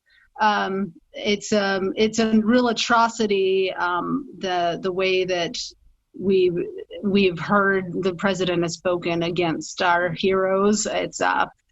It's something almost unfathomable because it goes beyond partisanship. I think it's important for a lot of people who are watching the Faith Forum in red states and in areas that just generally always vote one certain way. It's very important to realize this is not about partisanship. It's not about Democrat versus Republican right now. It's really about values and what are your values? Yeah, that's so important. When I'm talking to other veterans, people are just feel that so much has let them down in our institutions. We've seen how the pandemic has been mishandled. We've seen gridlock in Congress, and it's so important to lead with values and to say, look, if there have been Democrats who have stood in the way of ending war, right? And so my organization has engaged respectfully but firmly with those representatives of ours, and there have been Republicans who have been bad on those issues, and we have engaged with them firmly. And we're coming to this from our basic needs as humans and our basic needs as a society. And the differences are pretty clear cut in this election, I believe. But there's but this is why it's so important that we are engaged as citizens, that we're not just showing up every 2 years, every 4 years to pull a lever for 5 minutes and then, tune out, because we've seen how easily it is. A big frustration for many veterans is they feel like Americans don't know that we're still at war, or don't care that we're still at war, that they don't care about us. And what I always tell fellow veterans is, no, they do. They do. When I talk to people, they're like, I feel awkward about it. I'm like, should I thank you for your service? What can I do? I don't know what to do. No one has told me how I can help fix this thing. And polls show that everybody is pretty unified across the ideological spectrum, that it is bad that we are still in these senseless wars, and that it is bad that we are not taking care of our veterans and our people who have come back with injuries, and our people who are experiencing homelessness who are veterans and otherwise. And we need to do something about that. And what we can do is we can join together and make this a priority and pressure our people who are running to be our leaders. And I think that's why I feel so hopeful, is we have seen responsiveness to that. We have seen the parties move. We have seen the Democrats incorporate these ideas into their platform. We have seen Joe Biden talk about them and candidates down ballot talk about them.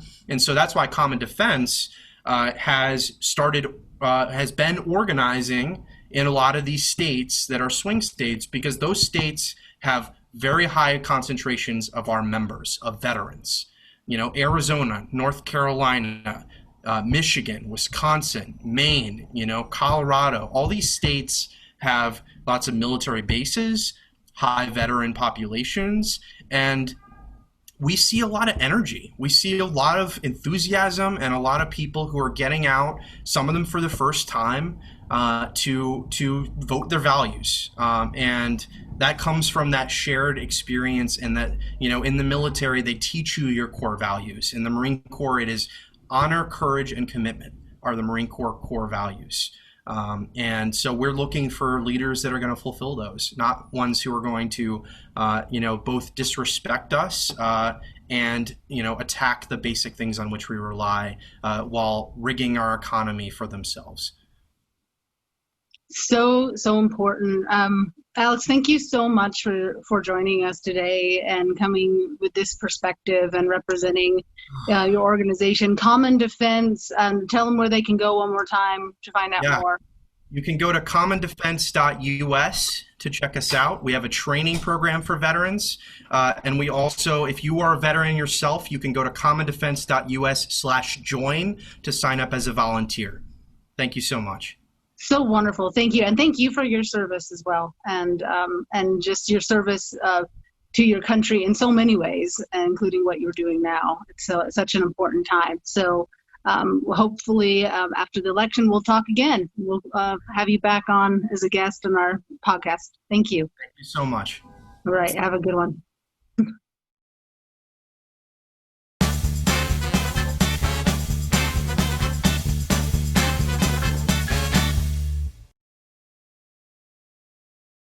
Arizona's 5th Congressional District said loud and clear, you're ready for a change.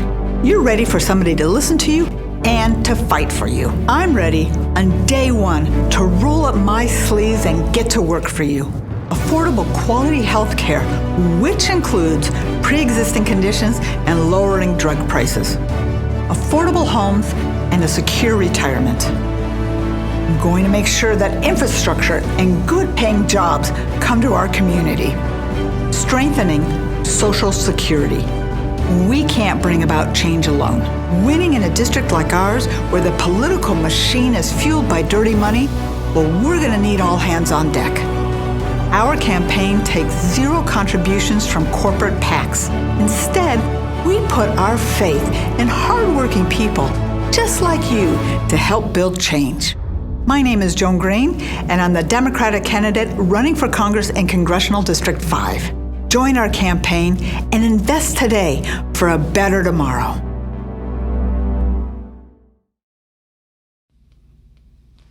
I think one of the hardest things for me to come to grips with the past 4 years has been the damage to Christian witness and credibility. And while I think we probably have our work cut out for us, I believe that it's something that can ultimately be repaired, because it's going to have to be. And this is a song about that. It's called Church on the Hill.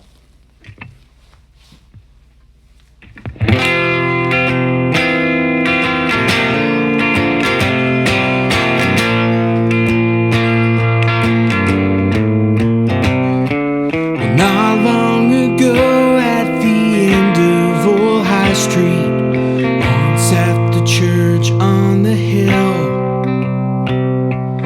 tall and secure, spotless and pure, it gleamed overlooking the Ville. And I drove up to it one brisk Sunday morning, drawn toward its large wooden cross, knelt down and began to get right with the man near a stack of new modesty cloths. Gazed down at the town after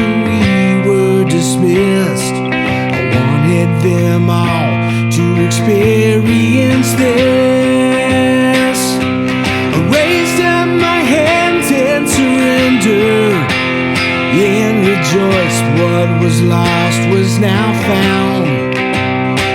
Then I took off my shoes, put my feet in the grass, for I knew I was on holy ground. Gave my life to a cause greater than myself, with the answer to my greatest doubt.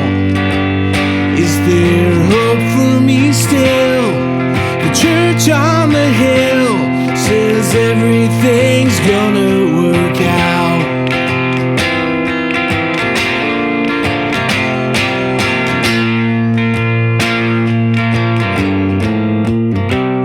Then hard times befell us, and everyone struggled. It all started going downhill, till the new mayor rolled up in a shiny white limo and offered our pastor a deal. Money and access, power and protection, just sublease me part of your land. Approved by the elders, then I asked the reverend, can you help me understand? He said, well, I'm nervous too, but I felt I should sign. Let's wait and see, I think we'll be fine. So I raised up my hands and surrendered, placed my faith in his wisdom that day. Our church is a solid foundation, and no matter what, we're here to stay. I am part of a cause greater than myself, with the answer to my greatest doubt. Is there hope for us still? The church on the hill says everything's gonna work out.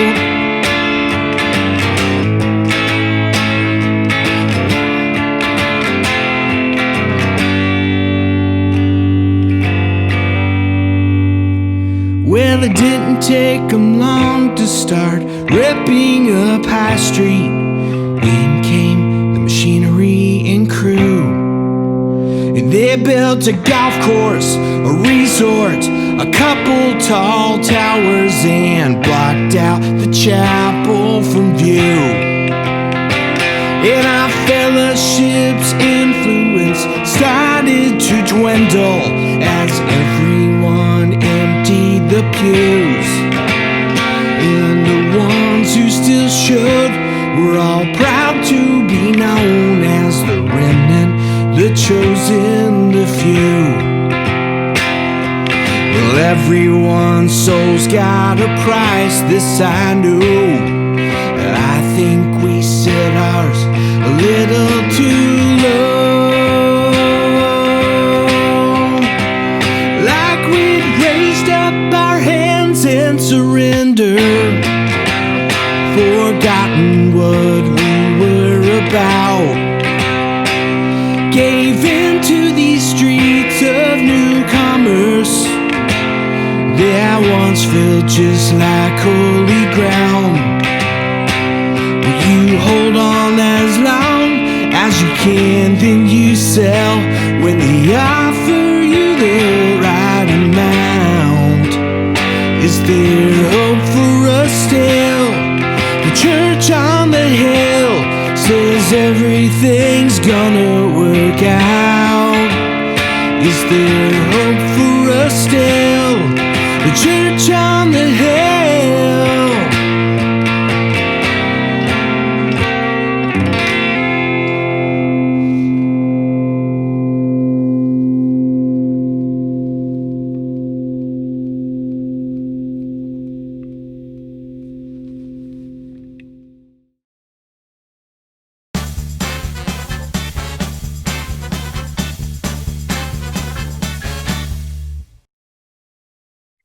Well, my next guest is Sister Simone Campbell. She was made famous by the Nuns on the Bus tour, which many of you know, and her multiple speeches at the DNC and all over the country talking about social justice. She's a multiple author as well as speaker and activist who we've just had the pleasure of having on the podcast and speaking to multiple times. And I'm just honored to be able to call you a colleague and friend. Thank you so much, Sister Simone, for being on our virtual faith forum. Oh, it's great to be with you, even virtually. So virtual is all these days. So I wanted to first ask you about, we're just talking it's pretty simple on this forum today. We're talking about values, and we're comparing the values that we hold as Christians or Catholic or whatever your umbrella is. Our umbrella is pretty big at CDA. What those values are with Joe Biden and with the Biden campaign and Kamala Harris compared to the Trump administration, and then pretty much up and down the ticket in a lot of races as well, because the Republican Party as a whole has embraced what we call Trumpism and has embraced a real set of values that come along with Trumpism.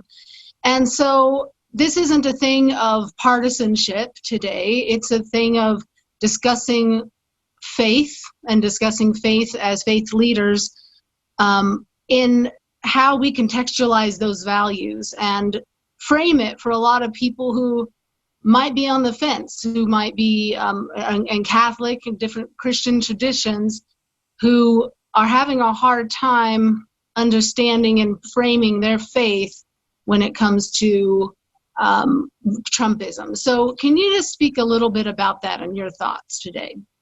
Well, the one piece that I would add to that Trumpism is the pigeonholing that's been done by the media, and the fact that often the media wants to refer to people of faith as single issue voters so they can check the box and put it up. But what they miss is the more complex truth, how people of faith are called, as you're saying, to a much broader array of concerns, which we see in, care for the elderly, care for the sick, care for the earth, care for each other, care for the poor, care for, and it goes on and on and on. And within our tradition, Pope Francis has done this amazing job of saying in his exhortation on holiness, Catholic, I don't know that other groups do this, but Catholics talk about trying to be holy. I don't think about it too much, but it does happen every now and then. But Pope Francis, in his exhortation on holiness, said that our defense of the innocent unborn needs to be clear and firm and passionate. And then he goes on and says, equally sacred, however, are the care of the lives of the poor, those already born, the destitute, the abandoned, and the underprivileged, the vulnerable, infirm, and the elderly exposed to covert euthanasia, the victims of human trafficking, new forms of slavery, and every form of rejection. And then he goes on and talks about equally sacred is caring for the immigrants. And then he goes on, equally sacred is caring for the earth. So what gets lost in the, in the media shorthand is all this piece about equally sacred. So one of the things we did, and your listeners can find it on our website, is we created this equally sacred priorities, and we scored the presidential candidates. And which is kind of fun, because what we found out was that President Trump and the Republicans have no policy platform. They don't have it on their website, and they didn't approve a platform at their convention. So it was like, what? So the only thing we could look at was what they had done, and that was horrifying enough. So we took what Pope Francis said, we spelled it out, and then on our website people can see the background, what we did, so that if you just Google Equally Sacred Scorecard, it should come up, or go to our website, networklobby.org. But the benefit of doing this is to show the complex reality that our faith draws us into. These are not simple issues. And to be pro-life or pro the fullness of life is way more complex. The other thing I would add is that within our tradition, many think that our faith mandates support for the criminalization of abortion. Well, what Pope Francis says is defense of the innocent unborn is required. So I prayed about, well, how do I defend the innocent unborn? And what I discovered was my defense of the innocent unborn is by taking care of the pregnant moms. I mean, isn't that the way that we help create a healthy, fetus, a healthy baby? And so things like, we know what works for moms: access to healthcare, access to good nutrition, access to stable housing, access to any of the stable services, and the promise that they'll be able to care for their infant with reasonably priced childcare, access to good wages. I mean, those are all ways that we care for the unborn. And so it's way more complicated than just what your position on Roe v. Wade is. It's so much more complicated. And as people of faith, we need to stand up for that. Our faith is not so simple. Read the gospel. Everybody knows Jesus had a complex relationship with the leaders of his time. So we should have the same. That's a very good point. Complex, to say the least. And so often this is the subject, right? It's always the pro-life subject that's coming in, and so many people that we hear from different traditions are asked the same thing. They say, well, how can I vote for a Democrat? Like I don't agree with the policies and with separating children at the border from their parents and with stripping healthcare away, and all of these things disturb me, but what about the pro-life issue? And I think you just addressed that in such an eloquent way, that really the protection, if your concern is the protection of the unborn, well, a way that we do that, a very, very important way, and maybe the best way we do that, is caring for the life of its mother. Absolutely. Absolutely. And the other piece is, we have fought for almost 50 years over this issue of abortion and a woman's right to choose.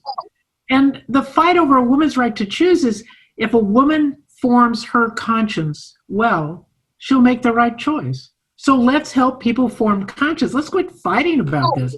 This is ridiculous. We need to support moms and their infants. So I'm fed up with this 50-year-old fight that has not accomplished anything. And let's support caring for moms. Now, one of the things that should be pointed out, and you referenced it, Christine, is that the fact is the Republicans want to take away the Affordable Care Act from all of us, but from pregnant moms.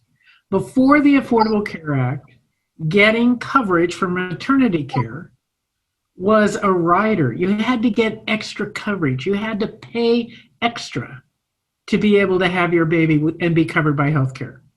But it's not exactly a pro-life stance. So for me, the Affordable Care Act is all about caring for the unborn and making sure that moms get what they need. So a party that's taking away this very health care, don't think they may have the bumper sticker, but I don't think they have the policy. It's not a pro-life policy, definitely. The Affordable Care Act and just the idea of health care for people with pre-existing conditions and people who just can't afford it, that goes into COVID, would you say, and I'm just asking your sacred opinion and feeling here, would you say that COVID relief and the protection of people to have health care in place during the time of COVID is a pro-life issue. Yes, duh. Of course it is. Of course it is. But how do we break this open from the binary yes, no about one teeny issue? Yeah. I will confess, this is sort of a sin of mine, so I'll confess my sin. It's a good Catholic thing to do. Is what really makes me mad is that so often this issue of abortion is promoted usually by older white men. And that because women know the complexities of these choices. Women understand what it takes to raise a family and what it takes to ensure that we have healthy babies. So I understand that we have in our nation fixated on the criminalization of abortion. But the other piece that people should know is that during Democratic administration, abortions go down much more rapidly than during Republican administrations because Democrats take care of moms. And Republicans try to outlaw it. And that's even saying that a lot of those old white men that you referenced that drive me nuts. That they are really concerned about the life of the unborn when they do constantly undermine, as you pointed out, the ways that we reduce abortions and the actual things that do bring about a reduction when you look at administrations, as you said.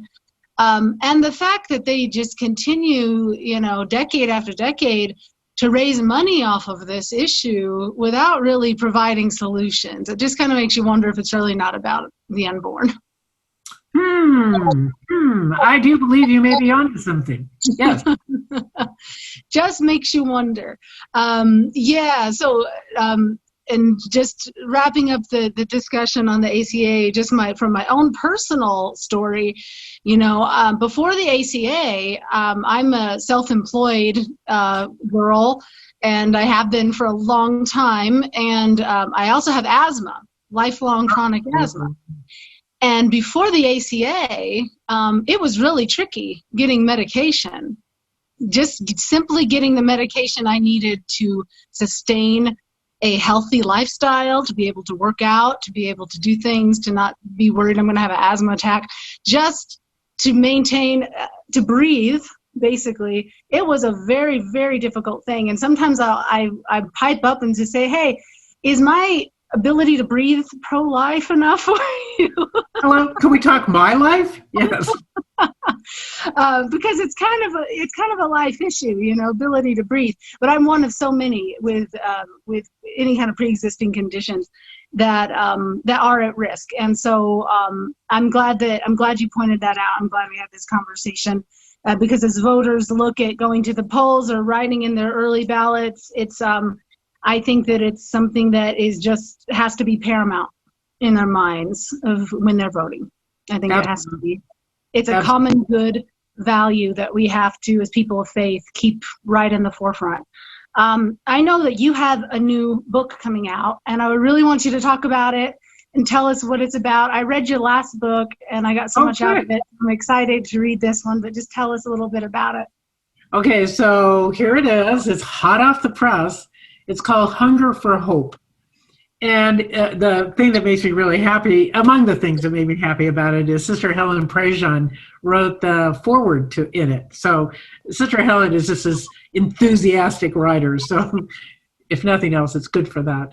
But what I tried to do was I really looked at my spiritual practice combined with community and then applied it to social action. How do we take stands then on social issues? And one of the chapters I do apply spiritual practice, community to the issue, to the single issue, and try to open it up so that we become multi-issue voters. I also look at economics as being a spiritual requirement that we speak out in our nation. But I think really one of the most countercultural pieces is this whole idea that we should be based in community. Because what's happened with the development of the wealth of our nation is that we've become so mired in individualism, and it's my way or nothing. I mean, right now we see that with this mask wearing. You know, people, well, I've got my freedom, I'm not wearing a mask. No, we're a community. We've got to take care of each other. You may be okay, but I may not. So how do we take care of each other? And for me, I think hope is a communal virtue. And unless we're rooted in community, we're not going to have a lot of hope. So that's sort of the piece that I try to tease out and talk about directly. I really love that, just the idea of that. I think you hit on something really important, because I see this year, 2020 has just brought about a real despair in our land, and there is a hopelessness. And you kind of think, well, there's a lot of reasons for that. There's a lot of reasons, places that this is coming from. But I think you just really nailed something, a real important point of where that hopelessness is coming from. And when your community is divided so bitterly as it is right now, the lack of empathy, the lack of compassion, that is the vitriol that's so prevalent, that does bring about a sense of hopelessness. Right. And unless we get rooted both in faith and in each other. I mean, one of my favorite images from St. Paul is this idea that we're one body. And if we know we're one body, then how can we not have hope? Because we're all working together. So, but if I feel disconnected, it's not happening. Whether you're an ear or an eye or a nose or yeah, I say I'm stomach acid in the body of Christ. That's not Oh wow, you're a lot better. You're a lot more than that, sister. Where can they find the book? Okay, so Orbis, it's published by Orbis Press. It's up on most of the online sites, including Indie Books. At Orbis Press itself, you can order direct from the publisher, or depending upon your feeling, it is on Amazon. So there are options out there. There are other options, very true. Well, thank you so much for giving us some of your time on our virtual faith forum. And we just keep our fingers crossed and in prayer every day for a renewal of hope. I think that's a great note to end on, hope. Yes, and we can do it together. Thank you. We can. Thank you so much. Thank you. All right. Bye-bye. Hey, I'm Doug Padgett, the Executive Director of Vote Common Good, and Vote Common Good does a number of things. We do messaging campaigns to reach out to faith voters to remind them that you can be Christian and not have to vote for Republicans. Now, that might not sound like a shocking narrative to a lot of you, but we travel the country in our Faith, Hope, and Love for a Change on Election Day bus. We do billboard campaigns and postcard campaigns and yard signs and social media messaging. And I'll tell you, there's a lot of people who only ever hear that if you're a Christian, you have to vote for a Republican. Well, we're standing outside of a polling booth right now just outside of Atlanta, Georgia, encouraging people who are in line, giving them food and water and helping them to stay in line so that they can vote. And we have to cheer each other on as well. Look, we do our work. A lot of times we feel like we're preaching to the choir, and for some people, they think that means it's not working. But I've been a pastor for 30 years, and I'll tell you what, I know a lot of choir members. And the choir has lost its voice in this country, especially the choir of faith, hope, and love that doesn't capitulate to the religious right. So we all have to find our voice. We all have to do our work. It's really tempting to want to tell the people on the religious right to be quiet. We have them show up at our events, they shout us down. We have the Proud Boys come and try to scream and intimidate.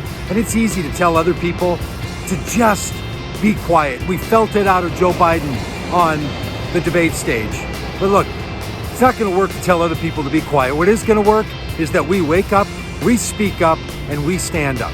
Now we'll stand up on November 3rd, and we will stand up on November 4th, and we will stand up every day after it. And there's a lot of work to do in this country, because the religious voice in this country, it has to speak up in our politics. To all my fellow pastor friends, we can't keep saying our number one obligation is simply to protect our 501c3 status with our nonprofits and allow the country to run down a path that it's run down right now. So would you join all the good work that's going on? Thank you so much to the good people at the Christian Democrats for America for putting together such a beautiful forum. We're proud to be part of it. We're proud to be a part of all of these efforts. So from traveling the road here in Atlanta, Georgia, and tomorrow up in North Carolina, and then up in Ohio, and then back to Pennsylvania before we pull this bus up outside the White House on Election Day. To all the people doing all the good work, may our faith, hope, and love bring about that change on Election Day. Great to be with you all.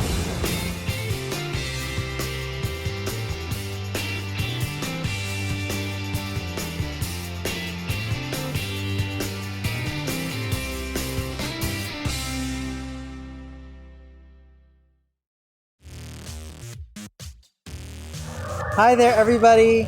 So I wanted to give you guys a few reasons as to why I will be voting differently in the upcoming election. I believe that the phrase pro-life needs to be expanded and that it's very important to take care of the unborn, but we also need to focus our efforts on caring for those of us who are already born. That's why I support the Black Lives Matter movement, and that's why I proudly declare that Black Lives Matter, as my shirt says here. And that refugees, asylum seekers, and immigrants need to be treated with dignity and respect. We also need to have a nationwide plan to get ourselves out of this COVID-19 pandemic. And finally, we need common sense gun safety legislation to reduce or completely eliminate gun violence in this country. I hope that you will consider voting differently for these reasons.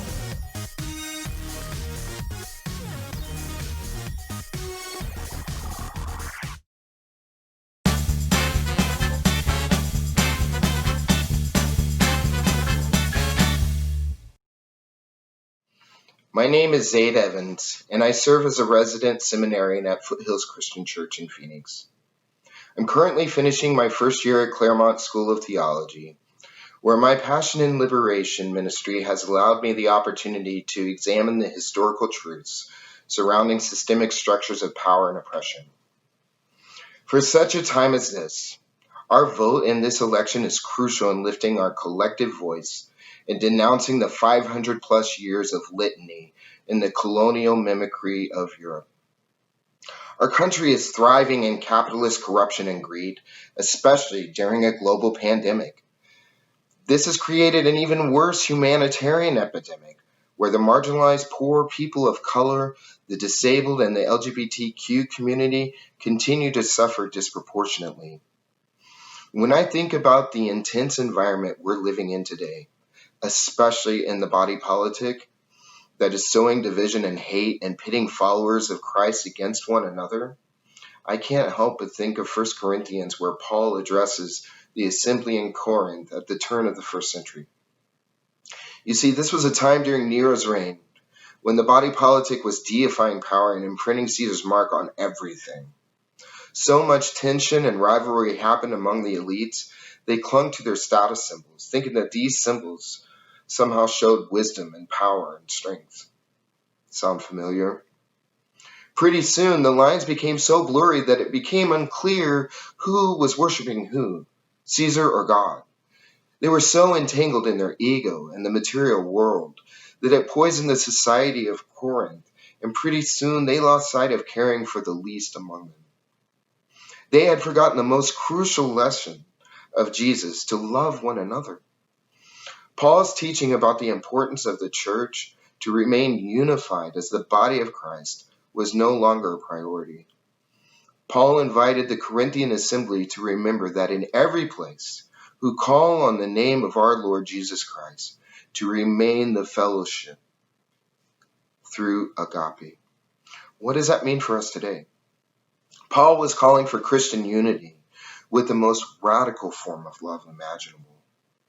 Today, during the most intense election I've ever witnessed in my life, when I consider how we as Christians can get so caught up in the disinformation from what we read online or from the media we consume on TV, these partial truths that fuels division among us reminds me of the mirror in 1 Corinthians 13:12. It reads, "For now we see in a mirror dimly, but then we will see face to face. Now I only know in part, then I will know fully, even as I have been fully known." Let this mirror from long ago, where we as Christians can place the Caesars of yesterday and today in their proper context. Let them serve as yet another metaphor for 2020. Let that mirror serve as a constant reminder for deep reflection, to look inwardly as the body of Christ. We are the bodily existence in communion with Christ. Living in the body of Christ is to mirror Paul's vision of agape love. As we head to the ballot box, let's vote with compassion in our heart, where we seek justice, love kindness, and walk humbly with our God. Fear not, for now we see in a mirror dimly, but with unyielding, unwavering agape. These things God has revealed to us through the Spirit, for the Spirit searches everything, even the depths of God.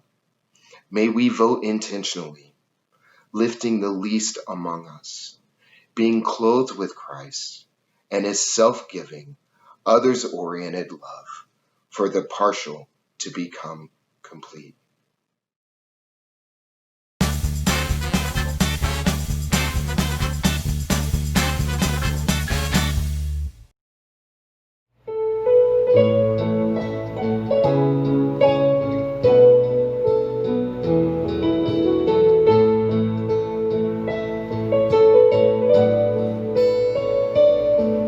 If I can't do anything else, Lord, let me love.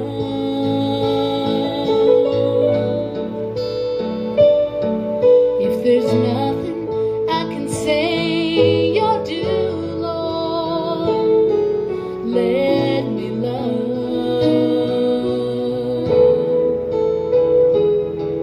In this world of pain and darkness, you have told us we're the light. Jesus, every day I live, let me love.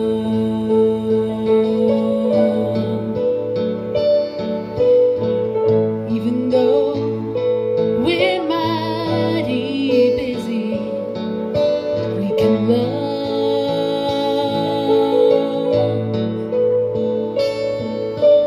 Little ones that we don't take time for need our love.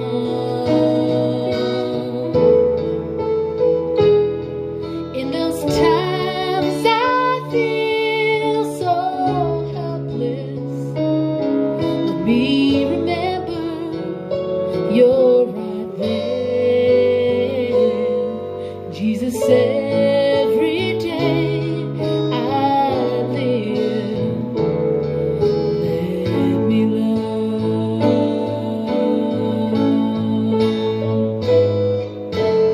Lord, you blessed my life with everything that a girl could ever need.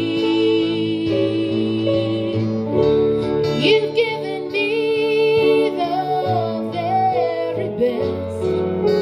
You set my spirit free. And Lord, I know the debt I owe, I never could repay. But I could do what you have said, Lord. I can love.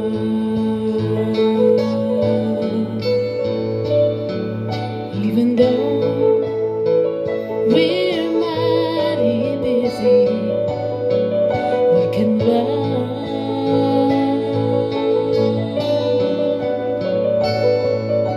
Those little ones that we don't take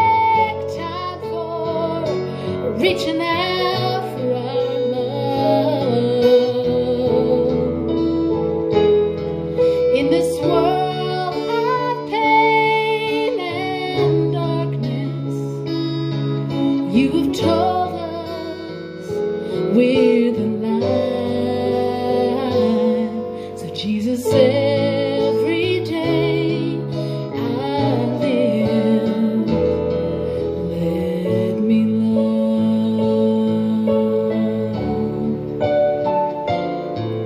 Jesus, every day I live, let me love.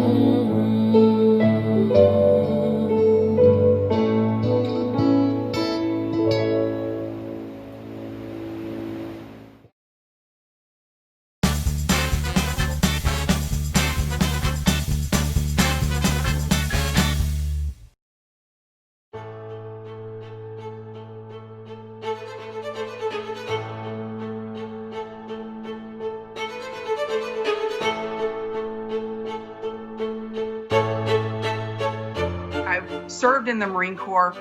I was an independent for many years. I don't look at everything through a political lens.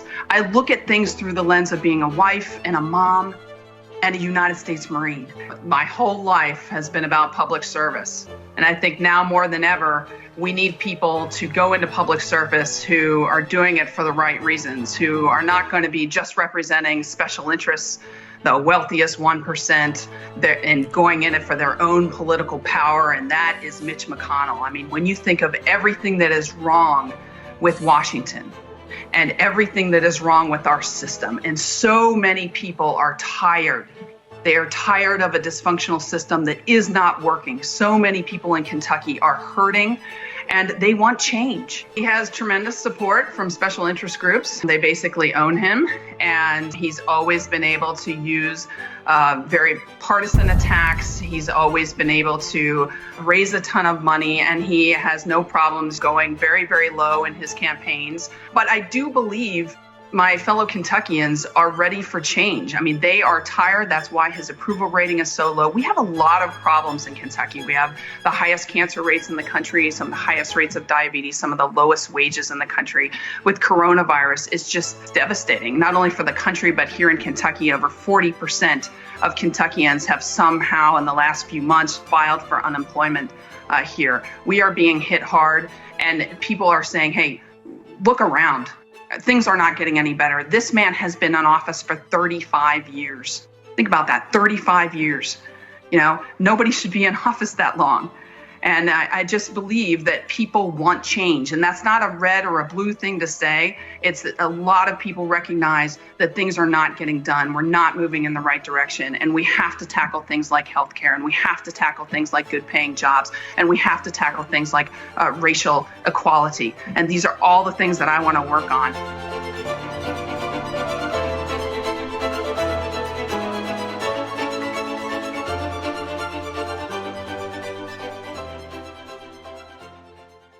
Thank you, everyone. This is Amy McGrath. I'm here in Kentucky. I'm in Murray, Kentucky. I wanted to say a thank you to you, the Christian Democrats, for your endorsement. That's really meaningful to me. I'm a lifelong Catholic. I'm somebody that really believes in the values of our faith and the fact that we need to be working toward those values in our government. The idea that service to others is so important. It was my faith that taught me that.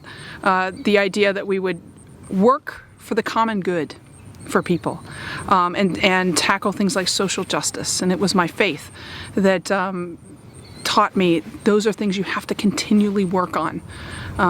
So I want you to know that when I was in the Marine Corps, it was also being a Catholic and being a Christian was really important to me. When I went overseas and lived in tents, quite often the times that made me feel the most human and the most connected back home were the times when we had Mass, were the times when I was reminded of our faith and why it's so important.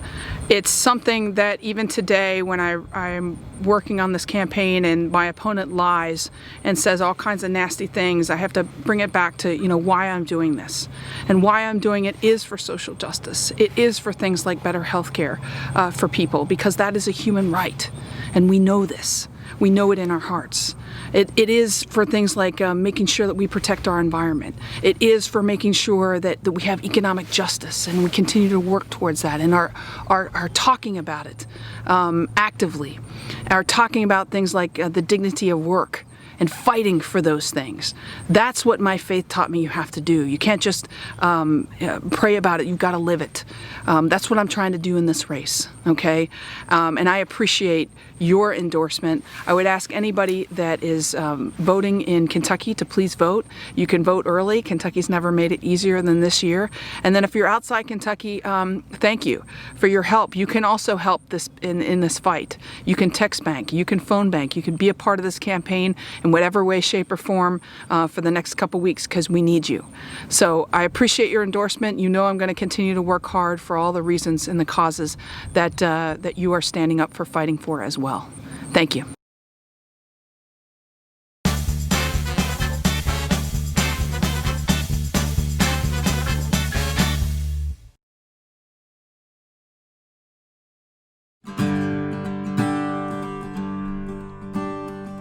The people are gathered in Lafayette Square to protest the plague that has always been there. Grandmas and parents and children as well in Lafayette Square with their stories to tell. Banners with last words and long lists of names. Voices in chorus demanding a change. Let fairness and justice resound through the air. So sing the people in Lafayette Square. If that seems divisive, disloyal, or tribal, there's a man wants a photograph holding a Bible. He wants to stand outside the church with the book, with a leaderly look. But the people are crowded between him and there in Lafayette Square. He calls up his generals, says, here's what you'll do. You'll clear me a path, clear a great avenue, and capture my likeness through photograph lens. Then I'll have a picture to share with my friends. Meanwhile, the people there are not aware Pharaoh's army descends. Let fairness and justice resound through the air. So sing the people in Lafayette Square. A dozen masked soldiers on horseback come riding. Yellow smoke choking a child on the ground. Pepper balls fired, gas bombs exploding. A sea of batons comes crashing down. History will judge them with truth undeniable. A man with no morals is holding a Bible. He believes those who have read it will think he belongs with the saints and the sages. But he's never read it, and he doesn't know the story of Exodus. There on the pages where God brought his people from bondage to freedom. From Pharaoh led Moses to lands good and large. It's a story that tells of those called on to act, to be rid of the monster who thinks he's in charge. And one day our children will ask, were you there? Did you walk through the desert of Lafayette Square? Through the smoke and the bombs and the pepper ball air? Were you part of the story, or did you not care? Did you sit on the side in a comfortable chair? Did you hold up the Bible like a broke billionaire? Or did you sing out for justice and all that is fair? And join with the voices heard everywhere. Let fairness and justice resound through the air. So sing the people in Lafayette Square. Let fairness and justice resound through the air. So sing the people in Lafayette Square.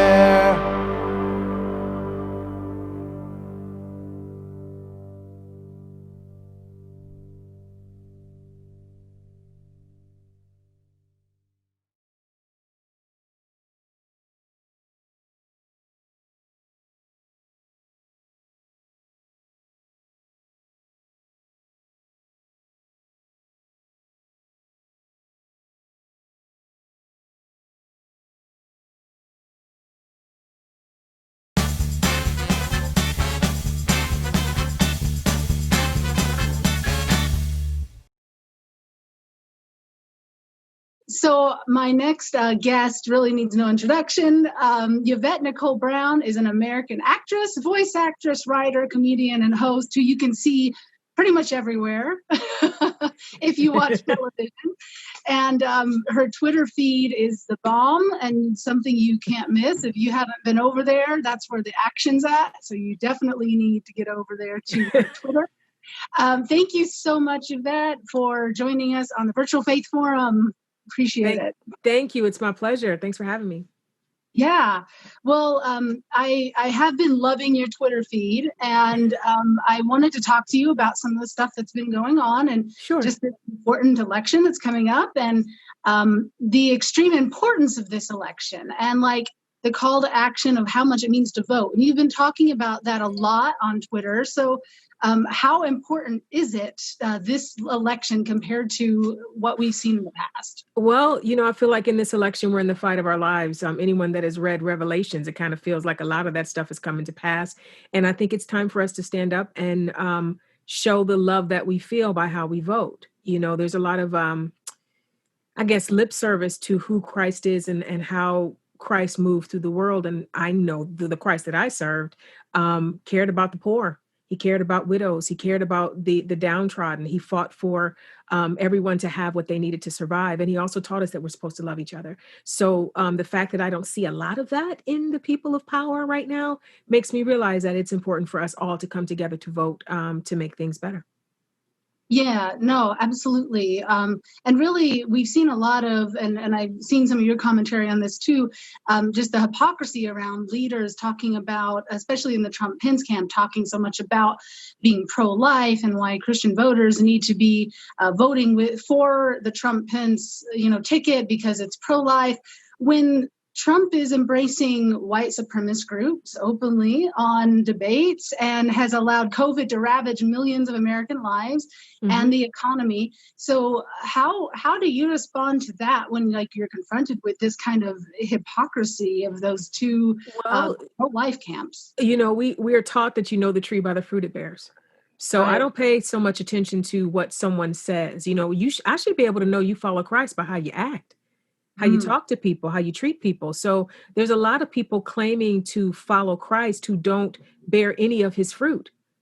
They're not kind. They're not decent. They're not patient. They're not loving. So I think that the people that are claiming him who don't live a life that honors him, it's obvious.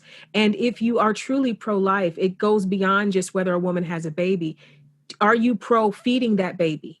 Are you pro keeping that baby out of cages at the border? Are you pro making sure that that baby has health care? If you're not pro those things, you're not really pro-life.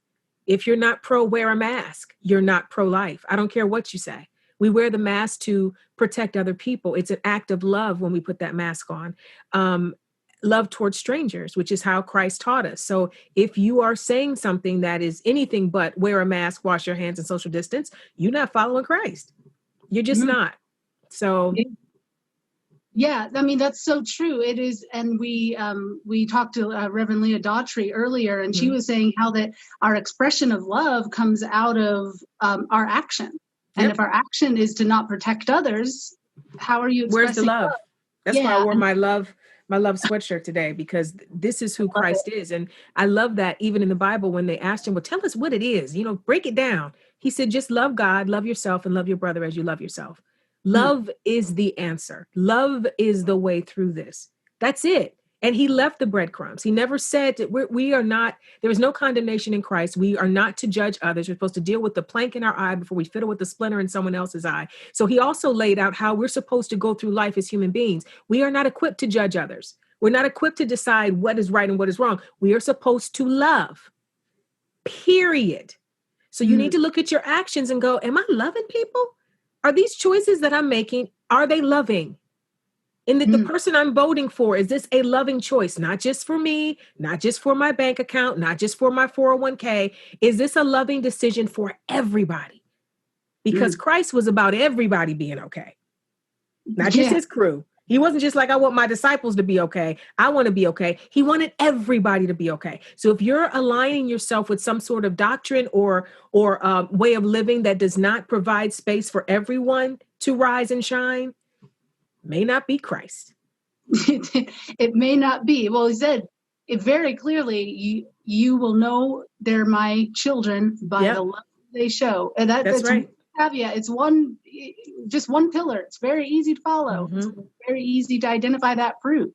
Yep. And another one I love is my sheep will know my voice. So when I hear a lot of people talking about Jesus, they talking about Jesus. I go, wait a minute. That don't sound like God. That ain't God. I know his voice. I know his voice. And there's a lot of people claiming Christ. And even Bible even says a lot of people gonna get to heaven and he gonna be like, who are you? But I did this in your name. I don't know you. A lot of people are going to find out they're reprobate, and that's going to shake some souls. It's going to shake a whole bunch of souls. Yeah, and they'll be like, I judged these people in your name, and I condemned this group in your name. Never told you to do that. He never told us to do that. They're going to hell, and but he never told us to do that. No, he never said that. He never said that. He actually said that we're ill-equipped to do it. We are not equipped to judge what someone else is doing. We're not equipped to judge someone else's walk. We are supposed to just love. Yeah, it's so simple, and that's so reflected in the way that we live our lives, and then in the way that we vote. That's right. The way that we do all of those actions, and I think that you do a really good job of characterizing that whenever you're talking about these issues. And one act by this president that I wanted to talk to you about specifically that happened, it happened a little bit ago, but I think that it's prominent enough that we still, that we keep it in the forefront as we go into election day, is the fact that this president used tear gas on peaceful Black Lives Matter protesters for an idolatrous photo op in front of a church with a Bible. And I feel like that's one of the only things you really have to say to Christian voters who are on the fence. Just look at this act. And we're talking about actions of love. That's about as far from an action of love as you could get. I agree. And this is coming from a man that I've never seen near a church. You know what I mean? Everything about it is performative. It's almost like, well, I need to get this group of voters. So if I hold this Bible in a really weird way in front of this church, then maybe I can trick those people into thinking that I actually know who God is. Again, I say, you will know the tree by the fruit it bears. If that man knew Jesus, his actions in office would be different. His actions in dealing with this pandemic that is killing people would be different. God isn't in that man. That's not a condemnation. That's a everybody please pray. But I'm telling you, the actions of that man, I don't feel God's spirit in that man. So anything he does to kind of go, look at me over here, I do love him. It's like, I need to go to your prayer closet and figure that out. You're gassing people to get to a church to take a picture. That don't sound like God to me. No. Listen. Gassing people who are there to protest for justice. For justice. I mean, that's crazy. Like, these people were quietly going about their business. They were speaking up about what they feel is wrong in this nation, which is their right as American citizens. And he gassed them. They were journalists from Europe got hit with batons. Like, what? So you can take a stroll and take a picture holding a Bible. I think it was upside down, which tells you everything you need to know. So that kind of freaked me out. Honestly. It freaked me out. The way he held it was so weird. Yeah. Yeah, almost like it's an object of, well, there was no reverence. None. There's no reverence in that action. And then the holding of that. And I think that's why the photos have just been wild on the web and all of the memes and everything, because it was just one of those things you just don't see a leader do every day. Right. And also your experience or your walk with Christ is such a personal, individual thing. And, we're not supposed to do anything for him in his name. Like, look at me. We're not supposed to do that. We're just supposed to be humble, meek servants. And so just the idea of him presenting himself in front of a place of worship, holding up the Lord's word as a presentation of what? Right. Your kindness, your goodness, your decency. We can look at your fruit and know that stuff doesn't live in you. So what is this photo shoot for? Who is it for? He fooled no one with that. Yeah. And he harmed people to get there. Come on. Yeah. Yeah. It's really, it is a scary time in the country for a lot of reasons, for a lot of folks. What do you say to people who are struggling with hope right now and really trying to just have faith as we cross this finish line going into November 3rd and into the coming weeks. I say 2 words, but God. So everything else that has happened, everything that has scared us, everything that has taken the lives of our loved ones, it is a season in time, but God is still coming. Christ is still on the throne. This is going to turn around. This is like, I don't know sports. I always try to talk about sports and I don't know them. So this is going to be wrong. But we're in the bottom of the 9th. I don't know. We're right at that point. You don't know either. Whatever. It's like whatever they say when it looks like the team is not going to make it and it's the rough and tumble point. And then next thing you know, the batter, I don't know why I'm doing sports. I don't know. We gonna survive it is what I'm saying. We in the dude with the ball is going across the guy with the ball is running somewhere trying to get there and people trying to stop him, but he's going to get there. That's what I'm trying to say. I just mixed, I think, like a baseball and football. I don't know what I'm talking about, but the point is, it's going to get better. And the one thing that I always know, at least for myself, my natural set point is joy. So even when I am in despair and it feels like all is lost, it's like I can't wallow. I can dip a toe into that feeling of all is lost for just a second. And then the joy of the Lord reminds me that I've been in tougher places before. We as a nation have been in tougher places before. We have not dealt with this, in my opinion, level of evil before in high places here. Other countries have, we have not. But I think that we have experienced this feeling that, if we don't fix this, we are really in trouble. And the good news is, as of today, when we're filming this, we have 18 days still to talk to people, encourage people to get registered in the states that they still can, to encourage people to make a voting plan to go out and vote. Like we still have time for each of us to do everything we can. That's why talking to you today was a priority. I had to move some stuff around, but I got to talk to them because it's important for every single opportunity we have, every platform we have to encourage people to vote. We need to use it because voting is the only way out. Love and voting. Love and voting are the only way through this. I'm with you. I'm so with you. And it's what we need in this moment. And just one final question to you or a comment, I guess, to let you just take the floor. Just a word to Christian voters, because we have a lot of people who are watching and who follow our movement in the red states and what's traditionally known as the red states and then the undecided areas. A lot of people who feel very isolated because they're maybe in an area that is very much a stronghold of Trump, but they're just this sort of blue dot, this Christian Democrat out there who's trying to fight for justice and trying to fight for love the best that they can, but they feel alone. And then we have a lot of people who are involved, who are kind of been on that fence, but they're really having a hard time now. They cannot reconcile their faith anymore with this administration. And maybe they voted Republican their whole life, but they're seeing the fruit now, like we're talking about that fruit, and they just can't reconcile it to their faith anymore. Do you have a word for any of those folks today? Well, I would say first to the Republicans that are feeling conflicted, Trump is not a Republican. So free your mind and free your spirit and, vote for Biden and then just wait till the next actual Republican comes around and you can shift right on over to the Republican again. But the whole point is, if we don't fix this problem right now, more people will die and the soul of this nation will be further deteriorated.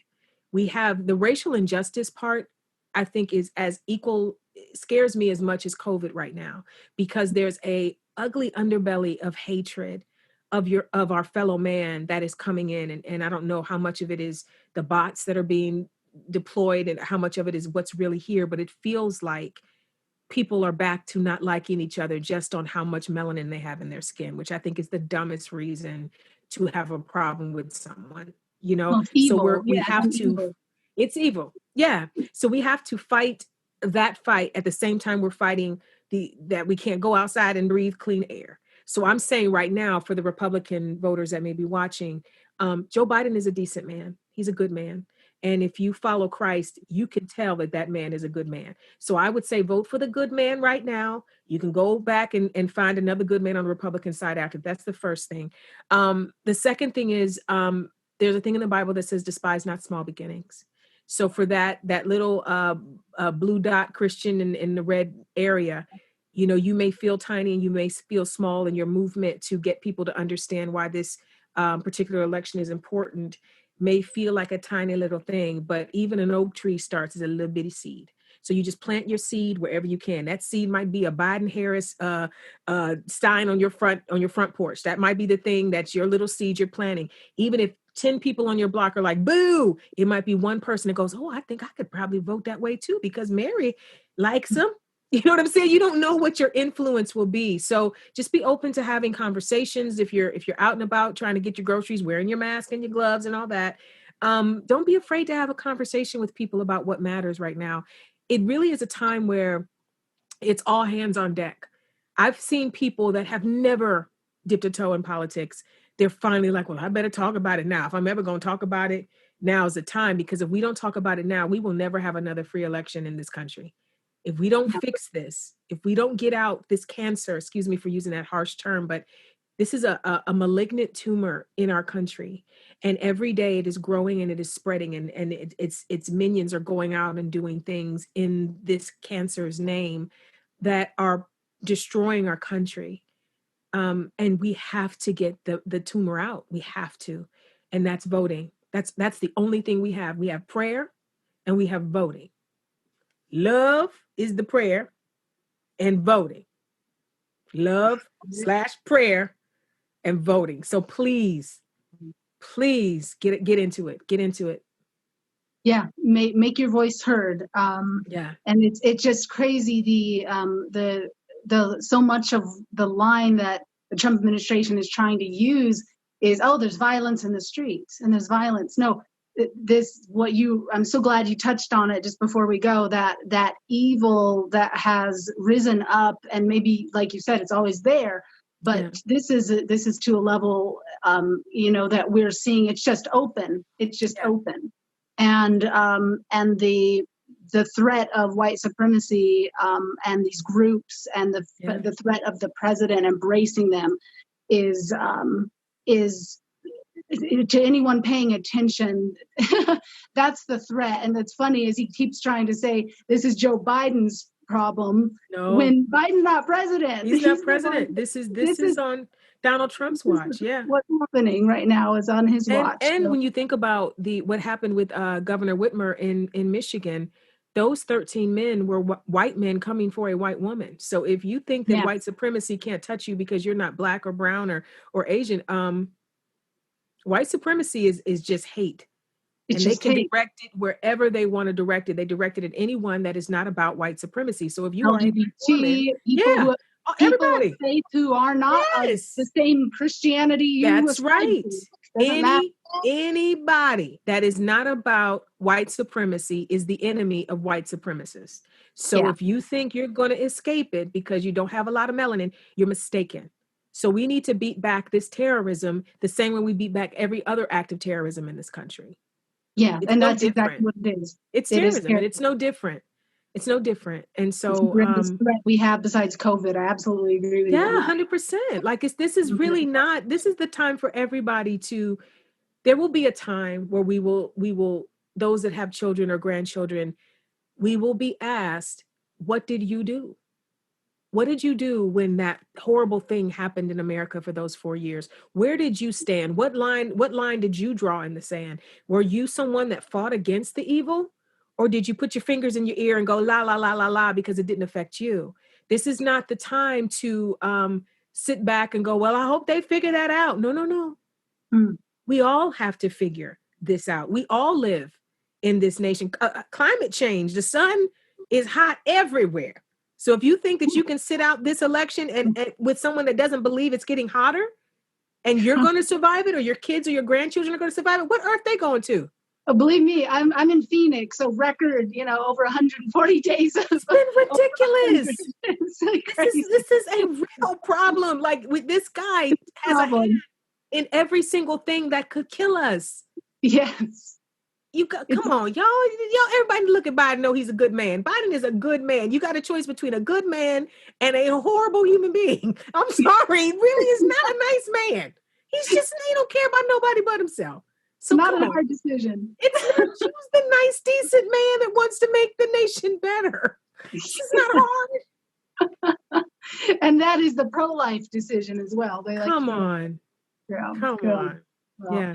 Well, I thank you so much for taking time to chat with us today. My We really pleasure. appreciate it. You can find Yvette everywhere. And be sure to get on her Twitter feed. And thank you so much. Yes, thank you for Appreciate it. having me. I appreciate it. Yeah. Well, thank you so much for joining us tonight for our CDA Virtual Faith Forum. This has been an incredible night, and I hope that you've been as just blessed and filled as I've been.